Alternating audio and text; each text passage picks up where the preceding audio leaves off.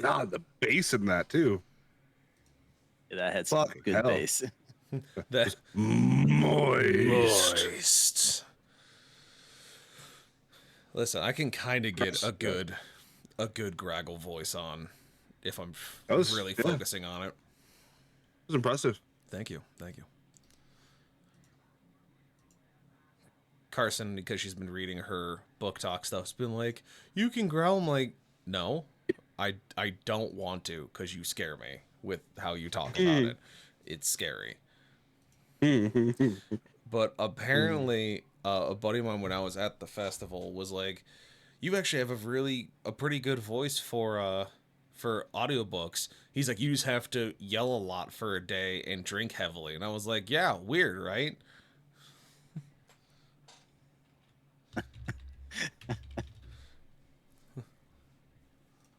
He's got to go. Oh shit!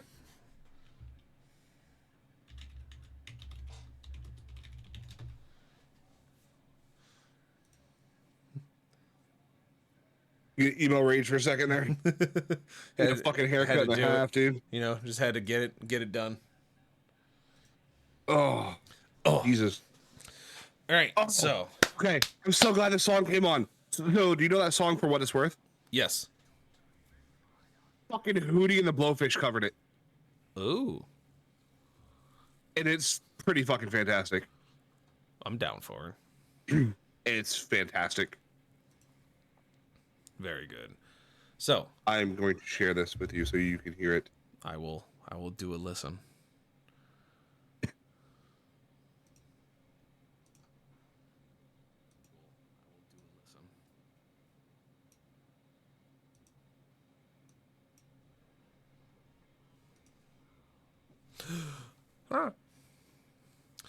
But let's talk about what happened last time we were here. Let's have a good run back, if you will, of what occurred.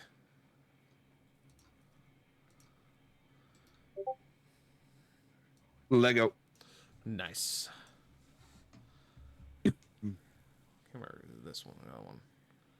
No, this is New Haven. We want the other one. The other one.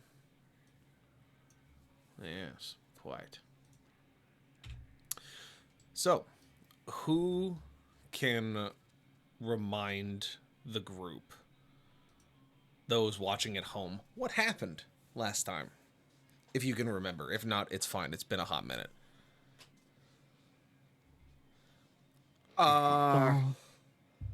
So we won that big fight, Yeah. mostly because we had like a giant battering ram. Yes, that was controlled by Chad. Yes, that was controlled by chat. That's right, it was. I forgot. Yep.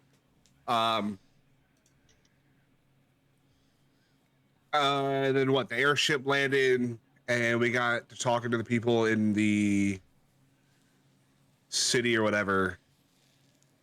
I forget. There was something special about them. I can't remember what it was. They told you that they crafted you a warhammer out of the talon you got from the Norn Queen, which was given to Coverall. They gave you some basic provisions, among other things. Seth's been subscribed for 6 months. Thank you, my friend. Big appreciate. Yeah, so you were given the warhammer made out of the claw of the Norn Queen, which Christian helped forge because they found they're very good at it. And they basically told you that when the time comes, they will help you by creating weapons and armor for whatever group comes forward due to their skills as artisans and blacksmiths. But they did give you some basic knowledge of what was around you. The last thing that happened is that you guys stepped onto the airship and basically were given locations and were basically told that past the Black Marsh Keep, so past westerly of it, you don't know what's going on that side of the countryside. The people of Farreach, the Warforged, were able to kind of give you an idea of how things are on this side from what they've heard, that there hasn't been any major incursions, and that, you know, looking for your next group to recruit should be picked carefully, because you were basically told that you're not sure how much time you're going to have, especially if Macragge is still underneath the Mad King's control, what he is doing to the people who live there, or if he's going to continue to grow as a threat. Because you can see that the necropolis has become a more exposed and has become larger, more menacing. You're not sure what towns are in trouble, as there's been communications lost. You kind of went over your map with the gnome captain over what you can get from different towns, that there may be some missions for you to look for, or there may just be you stepping immediately in to try and recruit people to your cause, as you also don't know what he has stationed in Macragge to hold it, as it's one where your original fortress and most of your equipment is, as well as your allies, but it's also one of the main routes back to the necropolis because of the ability to reopen the gateway. And so you were basically being given the decision of, you don't know how much time you have, you don't know how big of a force he has, you don't know what has happened to some of the other linchpin towns past west of Blackmarsh Keep and Delta's Anchor, and that you were basically told you can choose as many as you want, but the longer you wait to actually go put the hurt on Macragge to get it back, the longer the Mad King has to reinforce his troops, the longer he has to prepare. So it was basically you guys saying, what are you going to do? Where's your next stop going to be?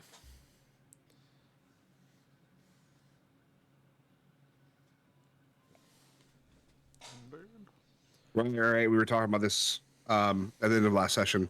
Yes. And didn't really talk about it since then. It's okay. It's more canon this way, anyways. So I will start putting your allies on the right-hand side of the map here, so you have a list of who you have currently recruited.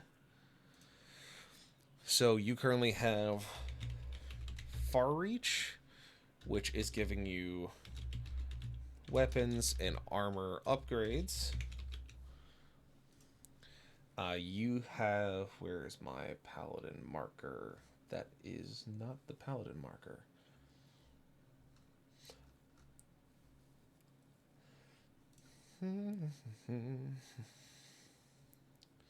Here, I'll just use a marker for a paladin to make my life easier.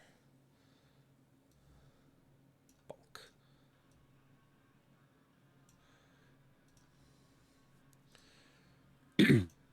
So then you have from the Slanted Keep, you have the first company. It was Brigaders First Company, which is about, I would say, a good 65 veteran paladins. Need line breaks. I wish I had line breaks. I think actually I could potentially do line breaks. Can I? Yes, I can. There we go. Oh, sweet. And come back over y'all then. And then for Farreach, you guys have weapons, armor, plus upgrades. You also would get 1 times squad of, that's SWOWs, out of 8 soldiers. Quite how Cliff says squad. So from, you also have the airship, which will make the elemental, which will just have there for ease of remembering.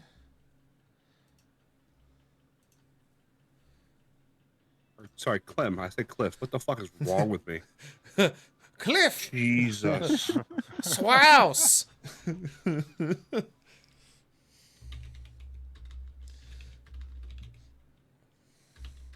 It is the gnomish airship.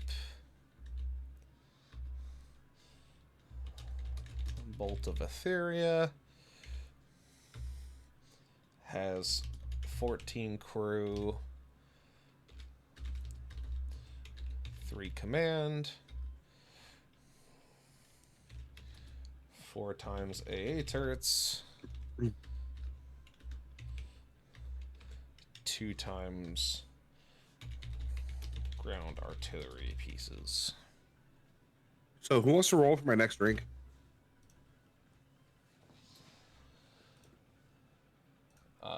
Literally anybody. The least. I got a 2. Got 2. Ooh, we're going with the 125 now, huh? No, apparently. Going strong. Going le strong. So those are your current allies that you have on the board. You have 65 veteran paladins for the Brigaders' First Company. You have the Far Reach giving you a singular squad of fighters that volunteered to come with you guys. Christian staying behind to keep the city safe, as is his wont. But they will send weapons and armor and upgrades to your soldiers.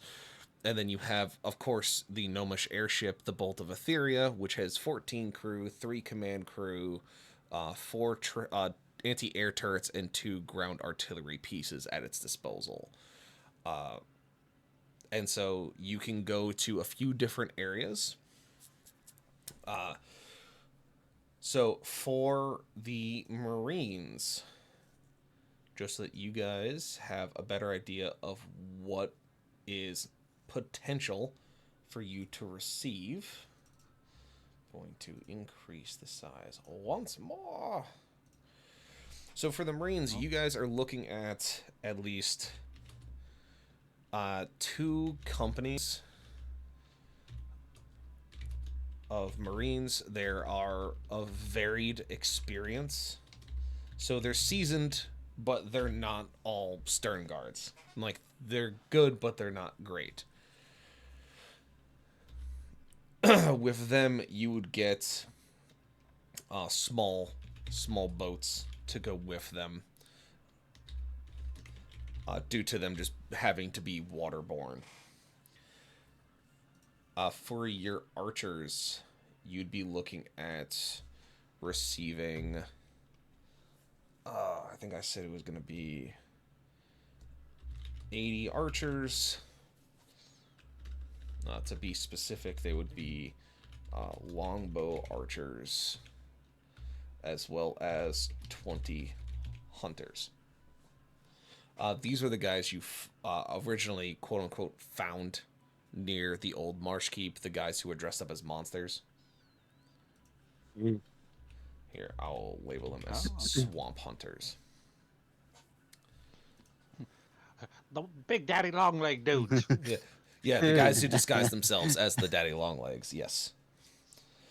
For the naval objective, you would be looking at getting, I'll put it in more modern terms so we all understand. You'd be getting 3 frigates, 2 destroyers. 1 Iowa class battleship. No, you'd be getting 1 cruiser. Damn it. So you'd be getting a very small fleet that'd be able, because the thing is that it needs to be able to pass through the rivers leading to the interior water source of this land, which, unless you want them to travel all the way out and around to the northwestern entrance, if you want them fast, they're going to have to be small enough to actually go through the riverbanks. Which, in this day and age, they do have powder guns, so they have essentially, like, late 1800s, early 1900s, like, guns on them, so nothing super insane. You're not looking at, like, old school cannons, you're looking at, like, the next evolution, so you're looking at actual breech-loaded, chamber-loaded artillery, essentially, for the boats. I just wanted to be able to do the USS Texas. That's all I wanted. Oh, what, do the gangster lean? Yeah. Fuck yeah. I mean, you could still probably do it. You just wouldn't be able to do ballast. You'd have to put weight on it. Go find some heavy shit, put it on one side, and just lean the cruiser. Increase the range by 3 times. Ha! Ha ha! Physics! Physics! Yeah. For the infantry Why? of... Oh, there it goes. Okay. No, So- my mic stopped. I was trying to say, yeah, that's a cool ass fucking story if nobody's heard of it. Oh yeah, the USS Texas, between it and the USS Missouri, are fucking hilarious, because it's just, how do we defeat this problem? We use the bullshit in front of us.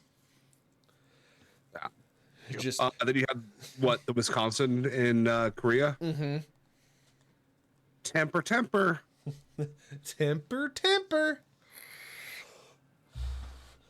Oh, as Fucking a insane tangent stories. while I'm typing, Sure.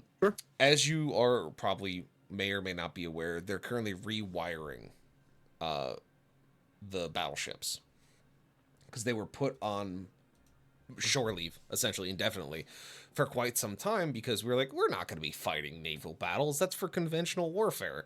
Most of our stuff, we have, pallets full of cruise missiles and other stuff, and otherwise we haven't been doing conventional. We've been doing co-op and anti-insurgency nonsense. Mm-hmm. Well, they've been working more and more on the battleships that are moored, to replace all of the gear in it with modern tech and making them all nuclear powered. Oh. Oh my god. Because all of our aircraft carriers are nuclear powered. Yeah. Because they just need to not be able to stop ever. And so they're planning on making the battleships nuclear powered and basically retrofitting the guns, the wiring, the fire controls. Because as of currently, all of them still have 1940s, 1950s tech in it for analog aiming, boiler systems, boiler propellers, stuff like that. And they're looking to update the hull, the turrets, the servos, the communications, the radar, the sonar, the whole 20 yards and then some, including Stingray UAV launch points for anti-ships. Yeah, and they all still have 9 16-inch guns. Uh-huh. Some of them actually are, well, most of them are being retrofitted with 4 turrets instead of 3. Most of them have 4 to start with. Oh, Wisconsin, I think, had 9. That's why I said that. Yeah. Well, they have 4 turrets, yeah. Still. Which is still like, because they dropped the project for putting rail cannons on battleships because they just realized that it was overkill. Because the 16-inch guns we use can already do it. The U.S. decided that something that was powerful as fuck was overkill. Yeah, because we would need to nuclear power. It would need to be nuclear powered, but there was no good way to use it. But also it had a range of like 100 nautical miles or some absurd fucking number, 100 or 200, and it fired a 23-pound platinum coated tungsten projectile that could literally soup can a Chinese cruiser. Yeah. Well, I might not only got a soup can of fucking cruiser, it could probably start a small earthquake if they shot someplace with it. Oh, well, the other side of it is that they did indirect fire. I think the range was something to the tune of like 200 nautical miles, and it would hit a target going It was Mach something 6. stupid. It was a target like the size of like a $50 or something. Yeah, they had the capability Mach of 6, guiding it down to within a foot, going Mach 6, and it was a 23-pound projectile. For those at home who want to do math, that's a lot of bad. Yeah. It's literally just it would drop a skyscraper on somebody because you could literally puncture from top down. Yeah, that's true. What's the projectile weight for the 16-inch guns that the Iowa class has? 1,100. It's like throwing a fucking Volvo at somebody. It's just it's insane. The 16-inch guns, you're firing literally a station wagon at insane FPS 23 miles out. Where this railgun, they're like, ones. with 22, 24-inch guns. Those are the biggest, that? but those are very rare. that was Japan that had that, right? Mhm. It was the Japanese cruiser or battleships had it, but they also had like 1 or 2 guns per turret instead of 3. We focused more on efficiency, which is why they kind of dropped the rail cannon project. Because could it penetrate 30 plates of hull? Yes. Did it take a long ass time to recharge? And was a Yeah. one-shot wonder. Like, it was literally like a Yamato cannon on a battlecruiser in StarCraft. It's like, you can use it, but it better kill whatever you're hitting, otherwise you're kind of shit out of luck. And they're like, yeah, if you're gonna fire at a ship, it's just like, it's the whole thing of like trying to set up for recoil. You'd be firing a direct line of sight, and it's one of those things of, you could pen it, but like you couldn't put explosive ordnance in it, so you'd be punching just straight holes, and it can punch holes through a bolt hull, but it doesn't cause massive damage like a 16-inch gun does, where it's punching through and then detonating. It's just overpen all day, which is why we need to put it on spaceships. Mac gun for life. Yeah, but if you're fucking 200 miles away, I mean, you can just pound them with that until you get range of the 16s. Well, it's one of those things that it would be. It's the issue is that they made it. They had all these options, but none of them were viable. Because if you're putting like the round was only about this big. It was about 8 inches across. It was only 23 pounds. It was very small. It was super small. So it's like, okay, you just put a 14-inch hole, like from top to bottom in a ship, and it's like, okay, what now? Like, it's a singular hole. It's not going to cause a lot of damage to a massive battle cruiser. So it's just like, eh. Humor me. Yeah. New AC-130? No. It's too large to fit on a Spooky. Is it? Are you sure? I mean, it's larger than a fucking 105? Yes. Like, it's as big as 2 105s, like nose to ass. Jesus fuck. It's why they're going to be putting it on the battleships, because they were going to replace one of the turrets with this fucking monster. Because it had to have that kind of anchoring and that kind of power supply that it would have to literally just be a poof, and just you hope to God whatever you hit is no longer there. Well, that's what I was thinking. Like AC-130, you hit a tank, it's gonna be fucking destroyed. It's also the amount of time that it would have from a Spooky to a target like that. It wouldn't reach max potential. You'd actually honestly have a better way with the Spooky keeping the 105 and swapping to hard shells if you're dealing with armor. Because then if you're doing hard shells, you can hit the top and come straight down. But with this, it'd just be like you'd fire and the fucking Spooky would go into the sun. Pew! Oh no! Yep. There would be way too much recoil. Now, if it's something, it's one of those weapons where it's like, this would work really good in space warfare, because a 14-inch hole from bow to stern is terrifying in space. Yeah, because that's just explosive decompression throughout the entire ship. But like down here in the water, could you use it to fire it into a building and just like mushroom it? Yes. But then it's like, okay, you did this one thing. Congratulations. Fair. We would rather have an HE barrage than a singular target go Kabuski. That's fair. Which is why they're kind of like, they looked at DPS versus AoE and they went AoE.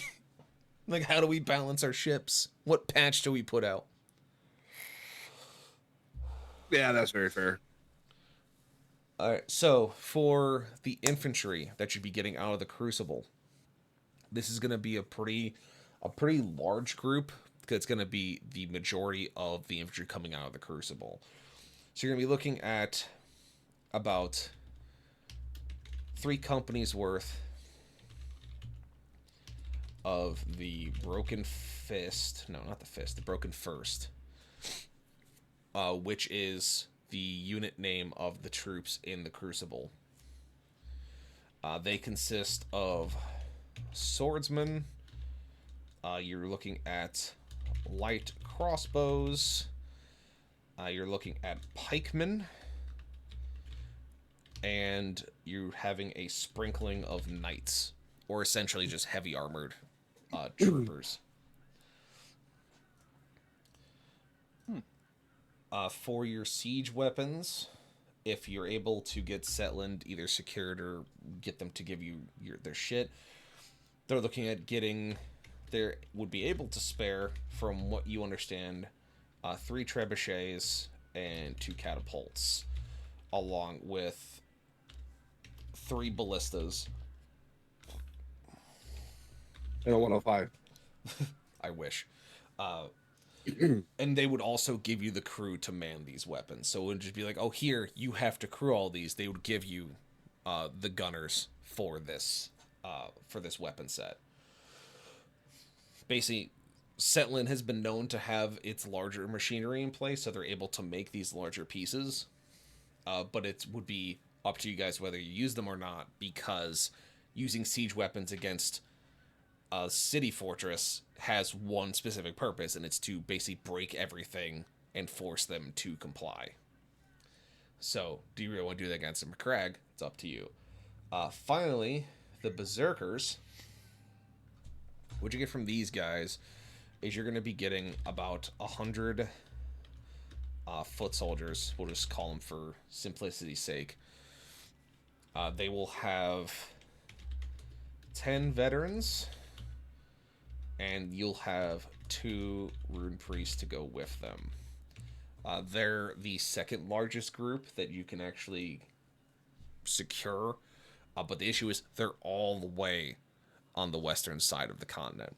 So if they're under attack already, or if you've lost that ability to get to them, you're not going to know till you go find them. So that is what you can essentially get from your objectives going forward. So now becomes the choice, is that you don't know how long you have. You do know that there are people in trouble, more than likely. You haven't done major recon on the western side. You know that there was no intel on like Saints Welcome or Northam or Blair Shore from the Paladins. They haven't heard anything from them yet. You know Macragge is still under occupation. You know that the Paladins did tell you that troops have been moving out of Macragge. So where have they gone? Uncertain. You know that the Black Marsh Keep still stands, and you know Delta's Anchor still stands because you were flying near them, so you're able to actually see them. Otherwise, it is unknown the status of Setland or any of the towns connecting to it. Unknown of Jarl's Throne, besides the intel that you were given. And then everything essentially northeast of the Crucible and Albion is under Jarl's control, minus the Nold Spire, the Crucible, and Albion itself. So,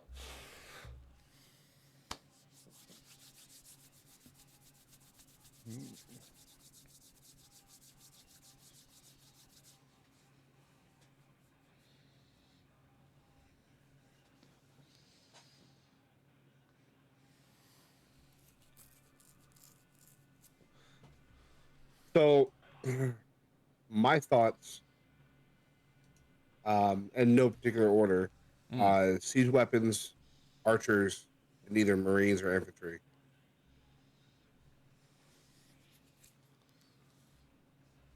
Being the 3 that we need to really focus on.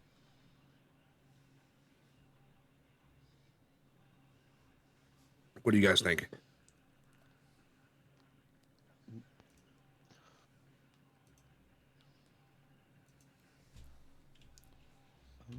Take Macragge. We have the portal to go back over. just to make it extremely obvious and make sure there are no questions, once you take Macragge, you have to deal with the aftermath of it being under an occupation, and then the next step is the final fight where you take it back to the necropolis. So if you want to get into the final fight and finish what was started, you need to take back Macragge and then deal with what happened while you were away. Right.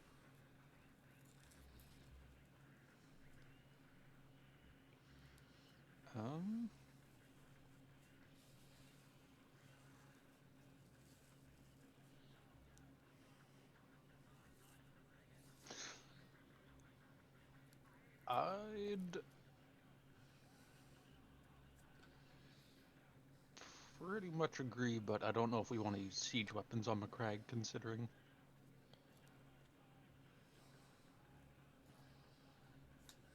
It's, as Jordan said, a lot of collateral damage.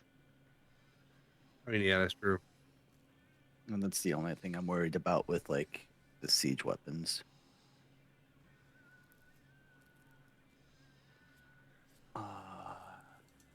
I almost feel like your Earl's Throne's probably under attack as much as I want the Berserkers. Yeah, that's kind of what I was thinking too. I was thinking like maybe we could swing by that before going to McCrag and see how that is. If it's under attack or under siege or whatever, then kind of skip it. But if not, then maybe try to get Berserkers as well. Yeah.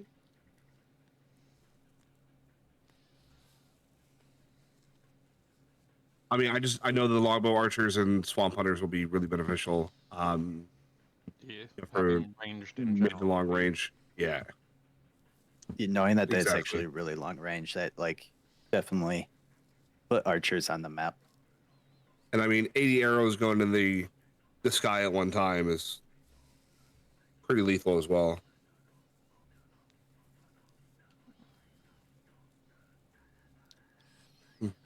Depends on the armor, but yeah.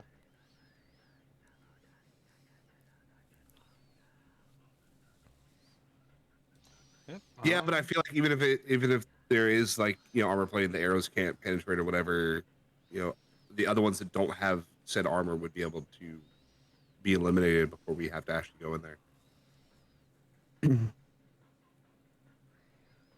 I don't know. Here's how I had this pictured. I had this picture as like, think of like the Revolutionary War, or like even beforehand, and us being the generals that kind of sit in the back and wait for things to like really escalate before we make our move. If that makes sense. If I'm wrong, then please tell me I'm wrong. But that's just kind of what I have in my head.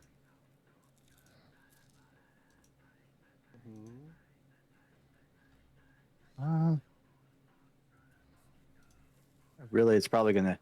I'm not even sure. I wasn't even thinking how the fight was gonna go until we really got into it. And we're just trying to think of. It's more thinking of who we're grabbing. The Marines are mixed. That's 2 companies. That's 3 companies.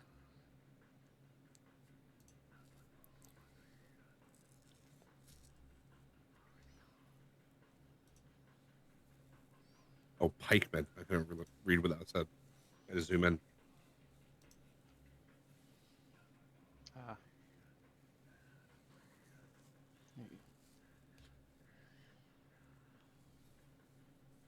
I know you said 2 companies of Marines in their season, but like, what kind of weaponry do they have? You're looking at probably very basic,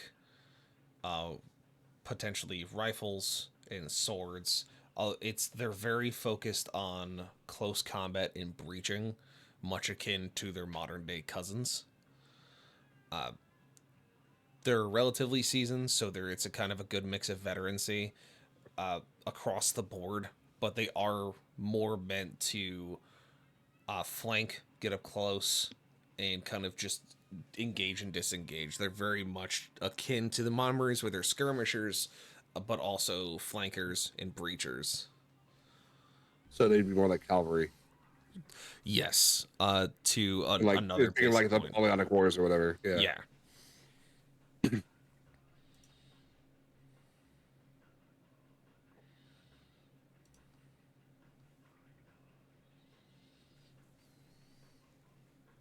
Where infantry would definitely be front lines, if not the Berserkers. Yes, the Berserkers would be strictly frontline. They don't really have much range, but they do have the ability to shrug off damage and such, being barbarians. The infantry have more average veterancy than the Marines. They're also more balanced as a general purpose fighting unit because they have a mix of both heavy infantry, standard infantry, and ranged infantry. Okay.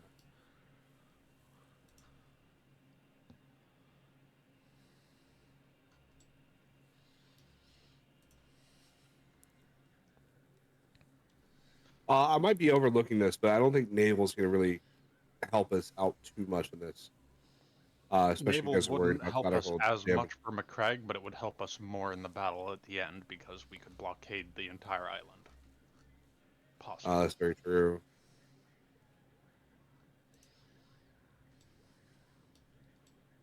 Not to mention the fact that when we're assaulting McCrag, we could tell the Navy to harass anything that may be trying to reinforce or supply lines. The supply lines from the necropolis over to McCrag. Well, I mean, they do have Oh, the that's very true portals, so too. it's not like everything would be going through the water. But Yeah. Basically anything Well, I mean, that can be around like the supply lines. it would be around waters. I mean, it's either Like- water or through bridges.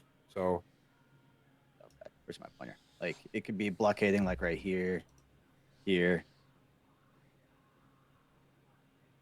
I mean, with everything we have too, like here and then like right out here as well, because then that would be blockading basically everything going to it. So what? There's 5. Yeah. yeah, well, yeah, because there's 3 frigates, 2 destroyers, and then 1 cruiser. So could have a frigate at each bridge, and destroyers and cruisers out in the open water. providing artillery support and stuff. Right. Decisions. So I definitely think archers is absolutely one of them. I don't know if we can color that differently. I mean, would you guys agree? The archers is definitely one that we have to go with. That's pure range or hybrid ranged, hybrid ranged.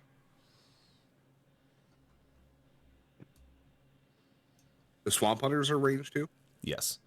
They're ranged in camouflage. They are very much ambush predators. For some Good reason, I at was guerrilla thinking- warfare. I was thinking they were swords and shields.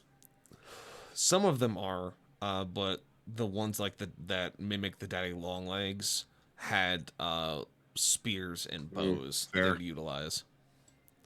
Fair. Okay.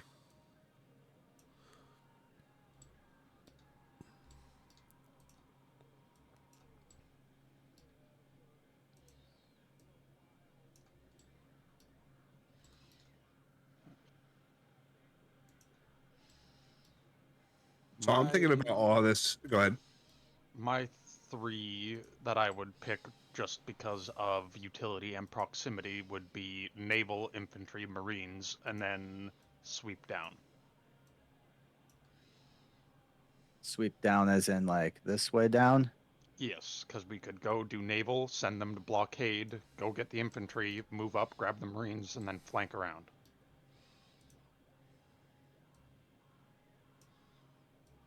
Yeah. Not a bad thought. And maybe possibly if we do have time to grab the archers on the way while we're flanking down, grab them. Indeed. Not a bad thought at all.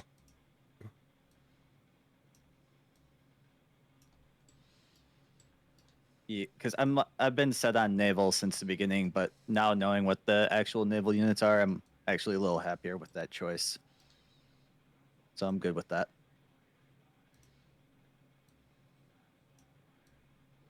Right. I'm And just too worried about the berserkers. also, to be fair, I think the infantry, naval, and the marines would probably benefit the most from the weapons and armor upgrades. Yeah.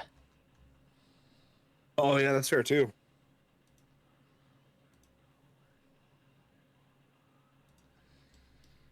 They definitely would because the berserkers really Berserkers don't can't care wear armor. as much. Like So it, it would the be weapons just would weapons help, for but them. like the armor not so much. Hey, Well, I mean, It would if you still look at be what we good, already but- have, oh no, I was just like it'd still be good, but like yeah, they wouldn't get any extra armor. yeah. So my only thing is, I don't know if we need infantry and marines, just by judging what we already have. I mean, 65 paladins. Those are definitely sword and shield type.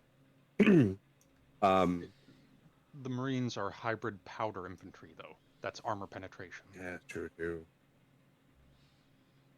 All right, Not to because we mention have the the two fact ground that artillery pieces too with the airship. and as he said, they have small boats to carry. So when it comes to fighting on the final front, we can have them do like guerrilla tactics or basically flanking tactics and infiltrate from other portions while we're going through the portal.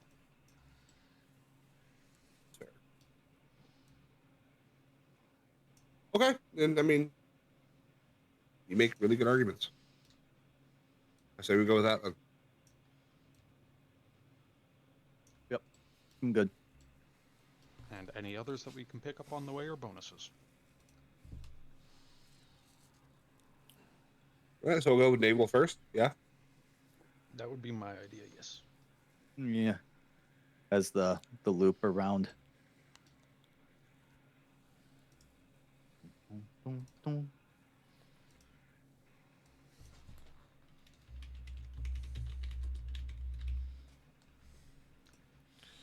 All right, Mr. Byrne. All right, All we'll right. go with that. Can we mark those as a different color, or is blue Yeah. all we got? What I could do is do this. So you guys wanted naval, Ye. all right, and then you wanted infantry.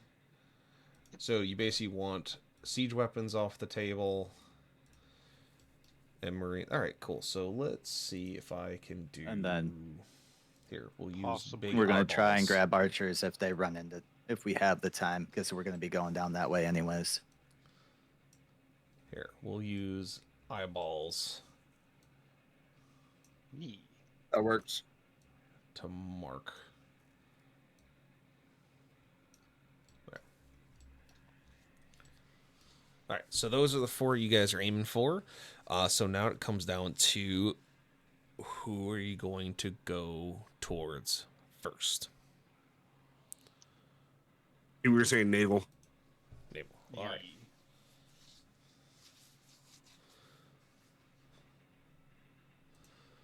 Very good. All right, so you guys head out towards Albion. So now that the decision is done, let's pause the Meshuggah, because we'll kick it back up later. Oh. Oh. So,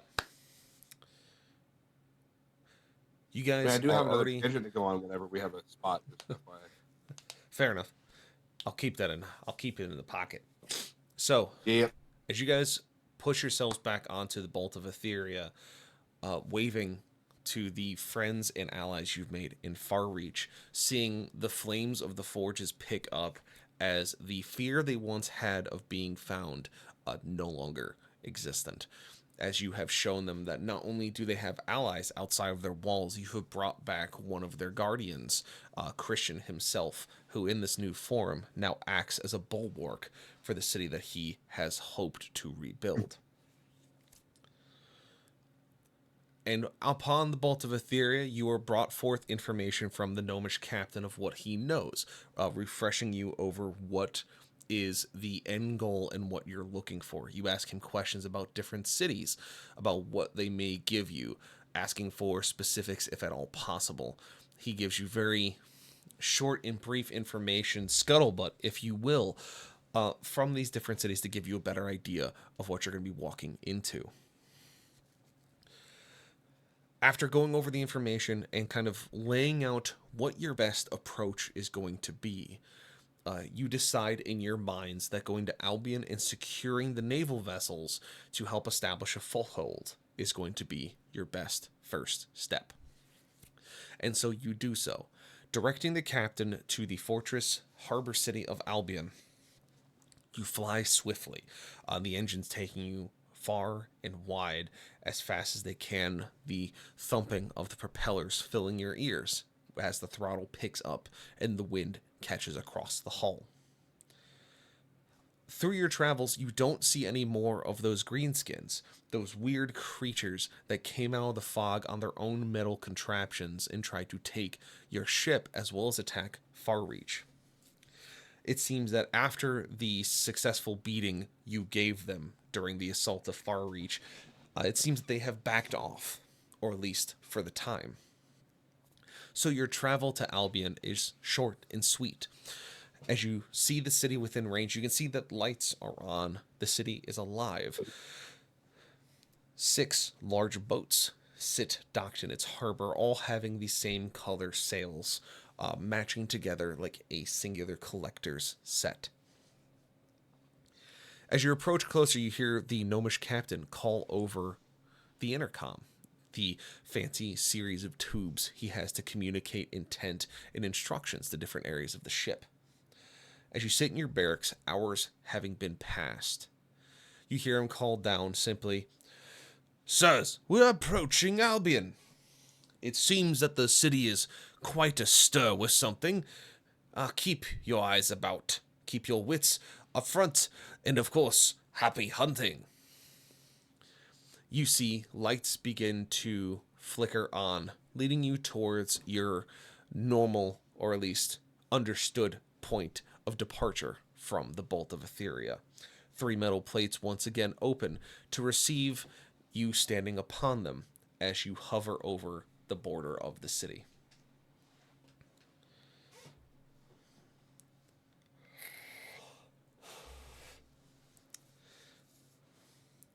So at this point, you guys are near the border of the city. You have your departure pods ready to go. And so it is now just up to you to make sure that you have everything accounted for, and that if you feel you are ready, if you'd like to go into Albion as your first part, all you have to do is step onto the pads. The Helldivers it again, huh? The captain Ready seems for to like departure, it. sir. The captain likes it, makes it easy on him. He doesn't have to land the giant bird.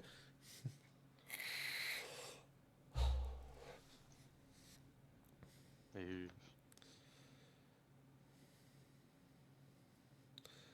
And, I'm ready to go. Uh,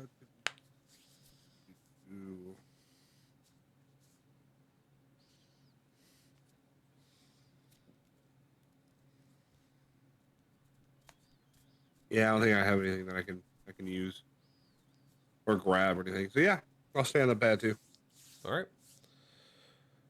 As you all step onto the pad, the normal metal latches grabbing onto your fees. The metal hydraulics all hissing and locking into place as you are dropped into metal canisters and then dropped swiftly from the belly of the Bolt of Etheria. You land about 100 or so meters outside the main gate of Albion, alongside of a dirt road that leads both away and into the city. As you land with a whistle trailing behind you, the wind catching the jagged edges of the metal canister. You land with the reminiscent dull thud as the lid pops off and you find yourself climbing the ladder once again to the surface.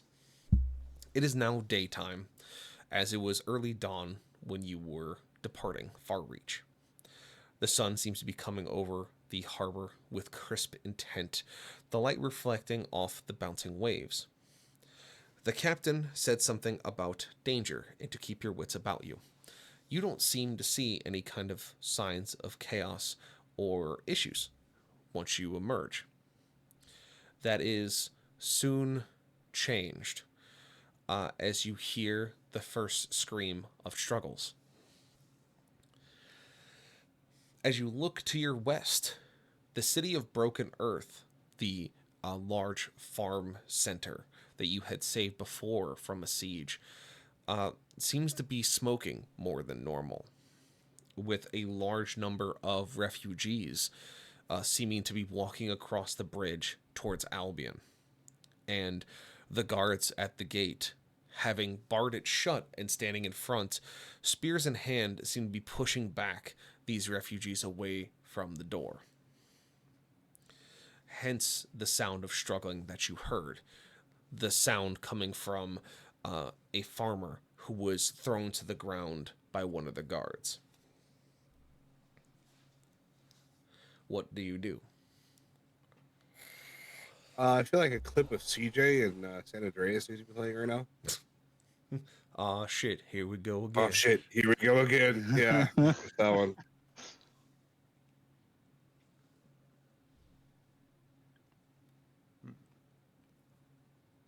Well, what do you guys want to do? We can either go save the people that are being pushed at by the gate, or we can go find out why they're running away.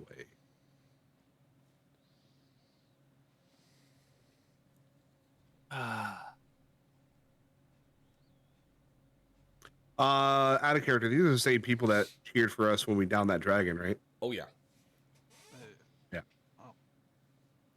I'd be, well, Cobra would be walking up wondering why the heck they're denying entrance to refugees. Oh, please put them in a show hold up against the door. That'd be fucking great. The Dwarf Warforged going and manhandling a person? No, that's weird. I don't know what you're Yes. talking about. No. I'm so here for Amazing. that scene. I'm already imagining it. His feet are only 2 inches above the ground, but it's still fucking a great 2 inches. This is a terrifying 2 inches. I mean, terrifying for him, yeah. Indeed. Only leaves 2 inches for his fucking urine to run from his boot to the ground. Just saying.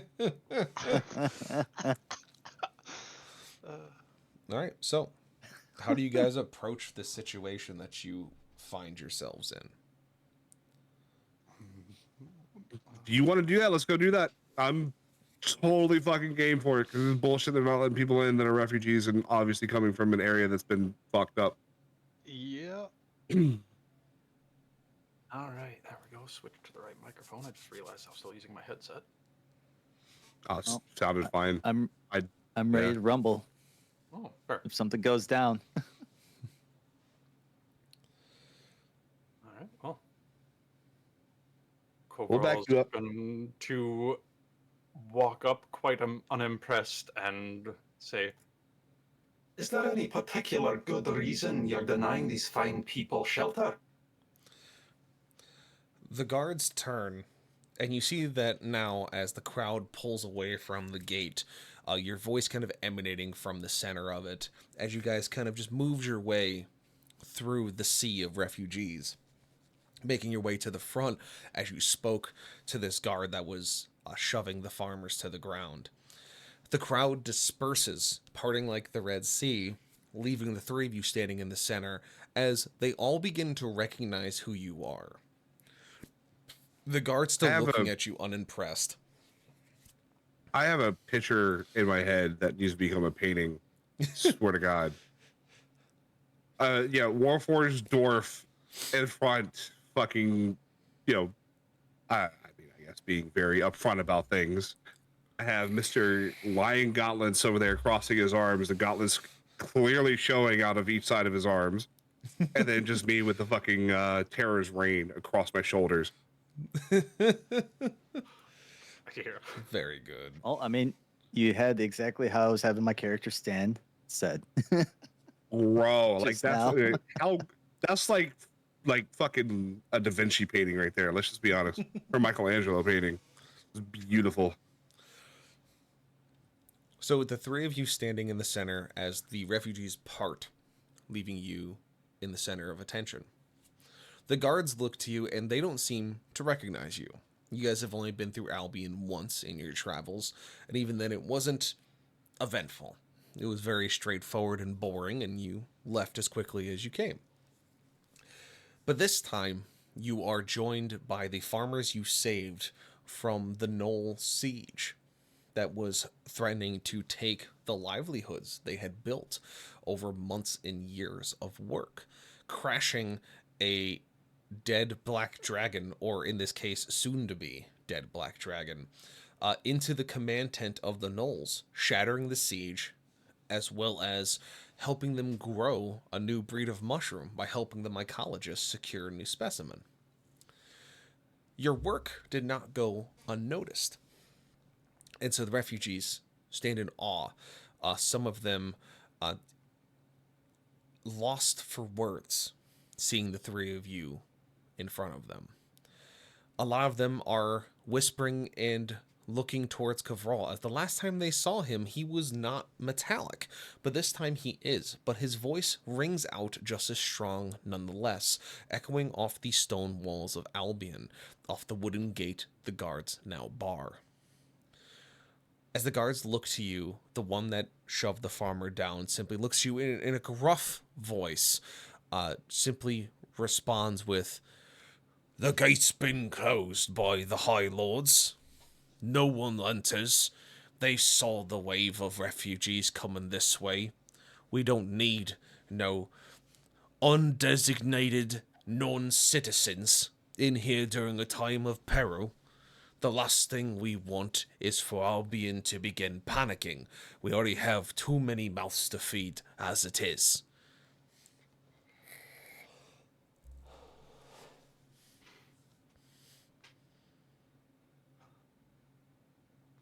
Sorry, I had a thing, and then you made them speak, and now I have to think of a new thing.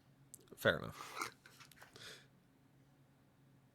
Because in my head, I was waiting for you to take a pause so I could be like, "Hey, do Aarakocras have ears?" Because I want to do that whole pinky the ear thing, like twisting, getting the wax out, flicking. Going, I believe my friend asked you a fucking question. You kind of do.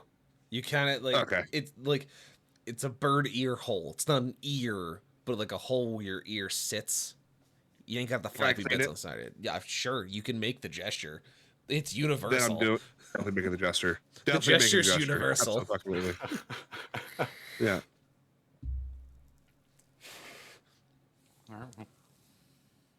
Coverall's just gonna be like, And how exactly is abandoning the farmers who feed your very city going to help that? It's not my job to question orders. The High Lords themselves have already barred the gates from the inside and have ordered most of my men to the walls. If I knew what was actually happening, besides what I've been told, I wouldn't be a very good guard, now would I? Now all I know from here is that something is attacking Broken Earth and is trying to come this way. If I open the gates now, not knowing what it is, could simply sweep in through the gates unhindered and wreak havoc and waste upon everyone within the city, including the ships we just moored in the dock. There are some things more important than simply trying to bring folks inside. If we lose the harbor, we lose what we have left of the ability to escape. So, if you knew... whoa, what the fuck? That is not my accent. What the hell?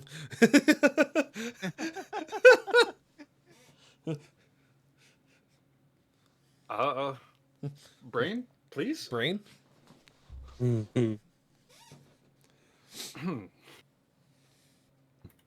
Okay, there we go. That's a little better.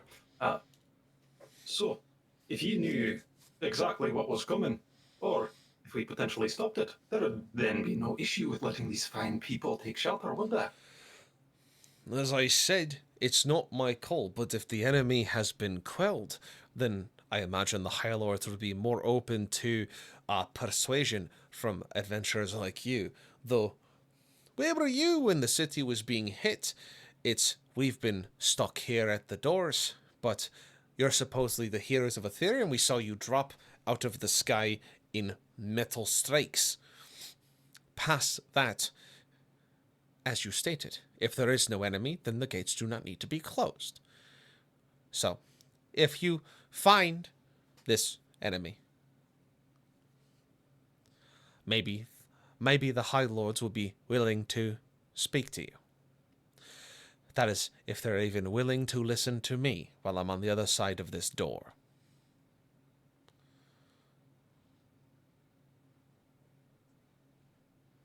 Oh, I so want to be a dick, but I don't know if I should. Is it in the nature of your character? It would be a very serious moment, so yes, I do believe it would be. Well, then that seems like something your character would do.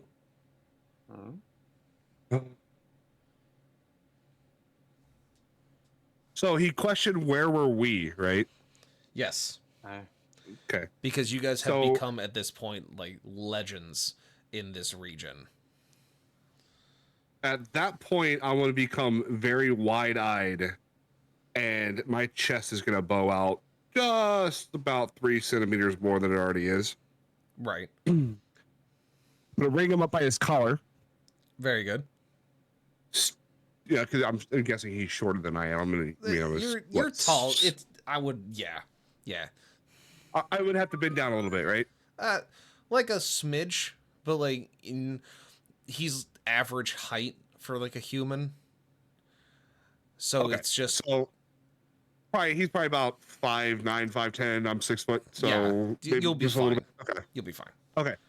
So I'm not gonna say tower over him, but since I am taller than him, ring him by his collar, look him square in his eye, and basically say, "Where were we?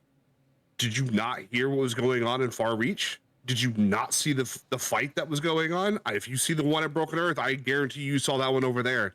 That was us defending that capital. Where were you during that? You say you want to be a good guard, but if you don't question anything, you'll be nothing but a guard." And I'm gonna kind of shove him back as we start to walk ways. I'm guessing we're going to Broken Earth. Yeah. I mean, Corval's heading towards it. That's for sure.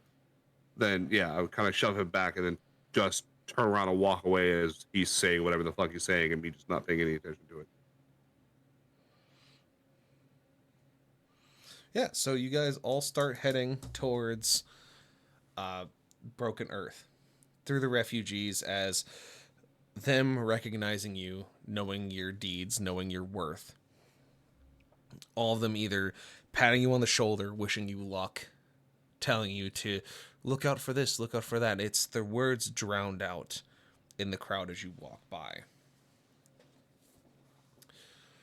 As you make it across the bridge, the Sea of Refugees turns to a stream and then a trickle, as those that are making it out seem to be the injured or the sick, the ones that are the last out or the slowest. The refugees definitely seem to take care of their own. You saw a lot of the older citizens were kind of kept towards the center of the sea, as they kind of kept them safe and pushed them forward, knowing that moving as a group would be best as long as it meant getting everyone to safety. Those that are leaving the city now that you're seeing at the back end of the stream of refugees seem to be injured not from what may have happened, but injured because they were trying to buy time. The wounds on them are strange. You see large gashes and some puncture wounds in certain areas.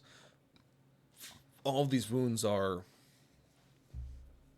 too clean, I guess is a way to say it. It's almost as if it was done by a machine, something that wasn't thinking, that only didn't have a question in its mind. It had a simple objective. It's just they were striked in areas that would not be instantly lethal. You saw spear wounds to lower legs and shoulders, slashes across the chest or in the peripheral limbs, just deep enough to cause bleeding, but not deep enough to wound fully or to maim. It just seems meticulous. And the wounds seem consistent as you walk past more of these refugees, as their eyes carry up to meet yours, as they stare in awe as you have found your way to their doorstep again. About halfway between the bridge and the city itself, you see that the smokestacks rising are fields that are currently on fire. Some of the smaller buildings have been demolished completely. You hear struggles and grunts and yells from individuals inside. It seems more of a fight is going on. Otherwise, the refugees leaving the city have come to a stop, as no more walk past you. As you look back, you see the last few have made it to the bridge and are being carried by a different group to give those that walk them there a chance to breathe, as they are also injured. You look towards the city and you see shapes and movement dotting in between the flickering flames and demolished building walls. Toppled carts and toppled barrels litter the streets. Broken glass seems to line the cobblestones. Broken tools and broken weapons strewn across. Some of them cut cleanly through those made with a wooden shaft, such as rakes and pitchforks and scythes that were used in self-defense. Those that were made of metal seemed to be broken in their centers, almost if hit upon an anvil that had a crooked side. And then you see the next unfortunate fact. You start to see the casualties that could not make it out of broken earth. They're not as many as you imagined walking into a place of chaos such as this, but enough to make your blood begin to boil.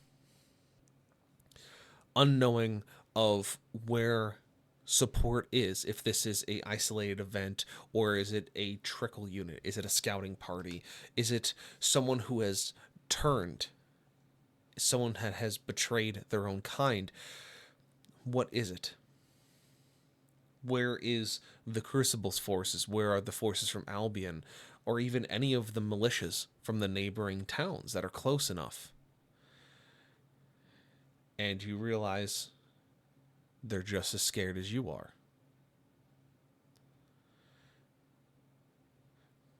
Because you begin to see posters, pictures, letters, asking for people to join militias.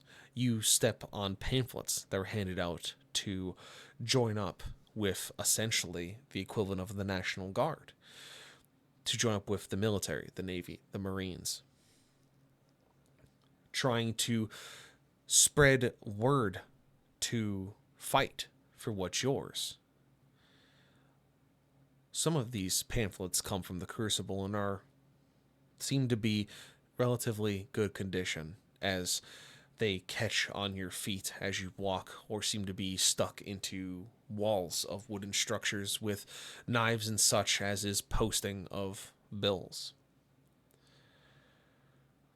The ones from the Crucible seem to focus more on what they can do for you and what you can do for your community, building a better soldier for tomorrow.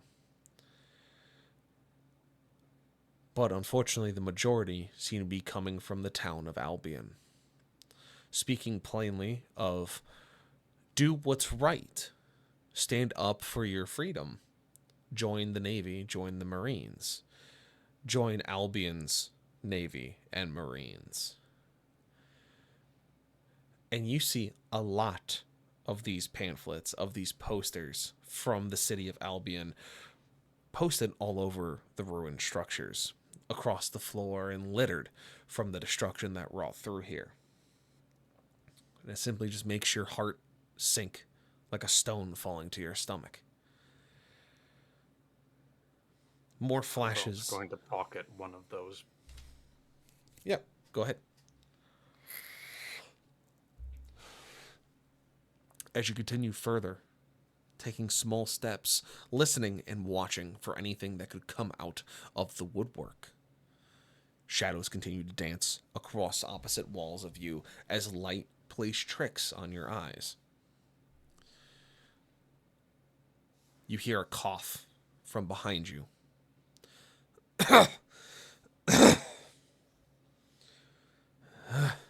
Help. I can't see. I hear footsteps. Coverall's going to be looking for where this is coming from. Coverall, you turn your head and look down, and you see a wounded male tiefling holding his abdomen, leaning against the walls of this building that he's found shelter against. You see that his face across his eyes has these massive burn marks that go across his head and back, his eyes completely whited over. You can see that those same burn marks seem to be across his arms and some parts of his chest, burning through the clothes he was wearing. And you can see that a large slash has gone across his abdomen, and he seems to be holding himself tightly, wincing against the pain as he tries to speak.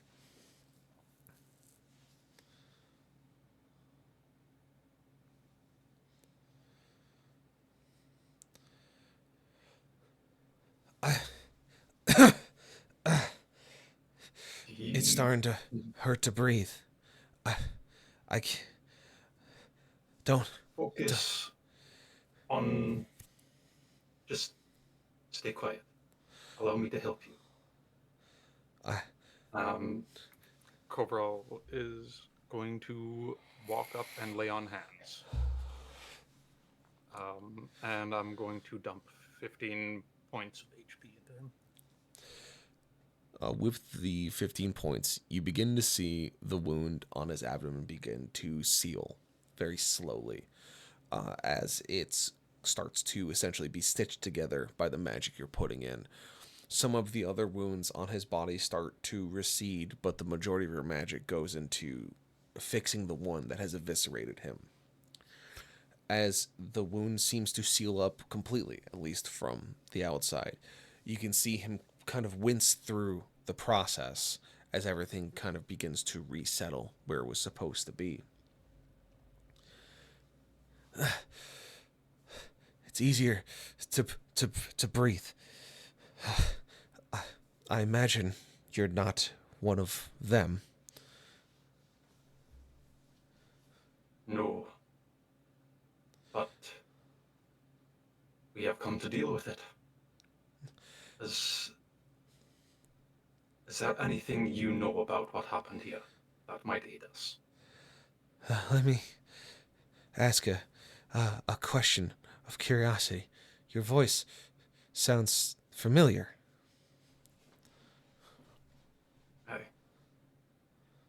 I am Corporal Stoneshield, Paladin of the Slanted Keep. I knew you guys would finally get here. I imagine your friends are with you. I kept telling them we just had to hold out, just to buy time. That we knew someone, if not the military, the heroes would come. We knew you would find us eventually. But I'll tell you what I know. The pain is receding slightly, enough for me to breathe fully a little bit. My eyes, the pain is unreal. I can't. Everything is just dark. I'm going to, do lay on hands again, but I'm going to be trying to focus on his eyes specifically, like laying my hands on his head. So You that's going to be go another 10 before points. you dump your points into him. You lay your hands on him, and you use your magic to reach out and see what the injury is. As the way you would focus your magic is focus on the injury itself, but without knowing. It's difficult. You reach out with your hands and you feel for what has caused this. And the feeling you get back gives you something of ad nauseum. It is a sickening magic that has done this. Something dark. And it seems that you trying to use your magic may not be enough, as it seems almost like a hex has been placed upon this individual from the attack that blinded him. It seems strange, but not uncanny, knowing what enemy you face.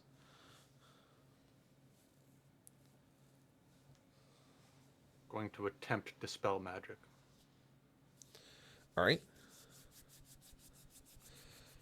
Can I just use lesser restoration? Restoration Wait, doesn't lesser work against restoration? hexes or curses. It would work against like having something done. Like if he was just blinded, like by a wound or by something that wasn't a hex or a curse, 100% on point. But because it is something else causing it that isn't physical, That's where the I problem didn't lies. know if the reason of the condition was a factor or not. It's a little bit. It's more of if it's physical damage that can be healed through restoration, that usually works really well, whether it's like replacing a limb or something that is physically able to be recuperated. But when it comes to magic stuff, you have to get rid of the magical symptom before you can heal the physical. It's like Got an it. onion. It's got layers. Do I even want this thing then? With this spell? You'd want it for like life or death injuries. Like if someone loses an arm, or like if Finrod gets his arm cut off and you're trying to like stick them back together. That's kind of important. Okay. Oh, foreshadowing, eh?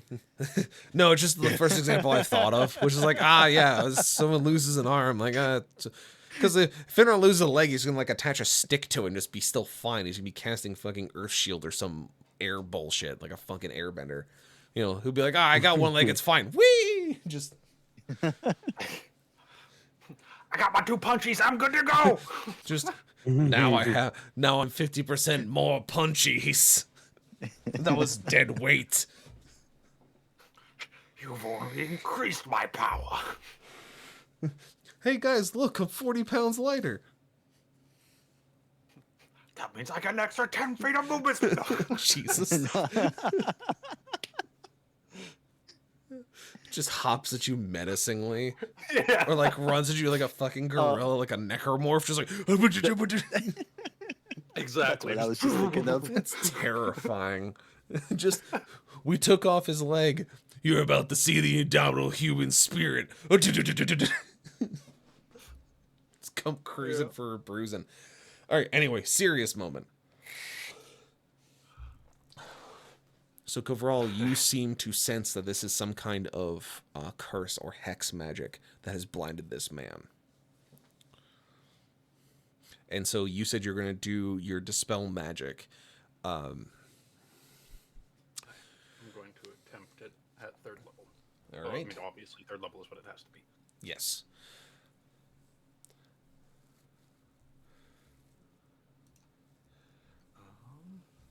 So I believe for dispel magic, I can't remember if it acts like counterspell, where you have to roll against the magic to beat its DC. Choose one creature, object, or magical effect. Any spell of 3rd level or lower on the target Okay. ends. That's right. It's For it's a each- passive. But if it does say for each spell of 4th level or higher on the target, make an ability check using your spellcasting ability, which is DC 10 plus spells level. And on a successful check, the spell ends. So I would say that because you're casting at 3rd level, that you start to see the glow that was behind the scars kind of start to fade a little bit.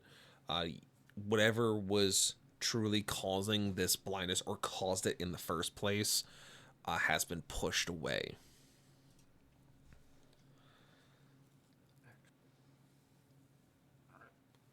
And with that, I will then attempt to heal his vision. As you go to use your healing hands, you remember that healing hands are good for a lot of things, but not disabilities. Oh, fair. Yes.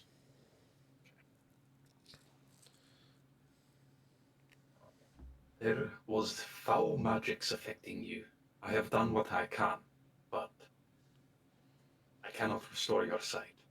Someone that is unfortunately beyond my specialties.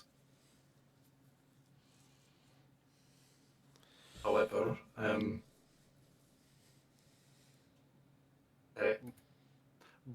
would I know that? I mean, Range you know, rangers usually have restoration magic of some form because they're usually by themselves, so they have to be able to keep themselves going to an extent. It wouldn't be out of your knowledge base to ask the monk or the ranger if they happen to have some form of restoration magic. All right, then. I'll turn to them and say, do either of you happen to have it within your power to restore this man's vision to him? Yeah, I'll cast lesser restoration at a second level All right. to So cure his blindness.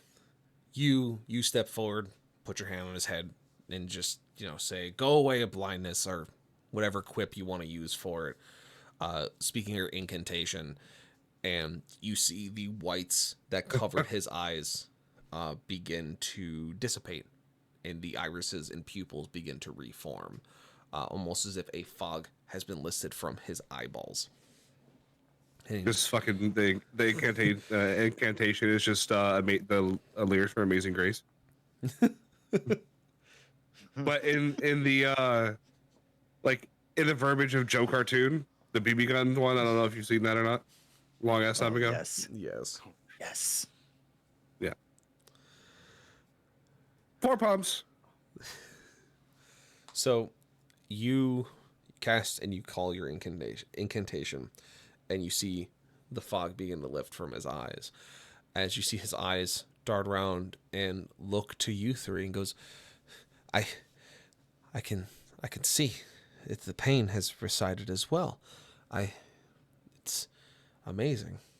You truly truly are heroes, and it's been an honor meeting you, especially in person this time, not from second hand. But I'm going to tell you of what I saw, of what found its way on our doorstep. Son of a bitch.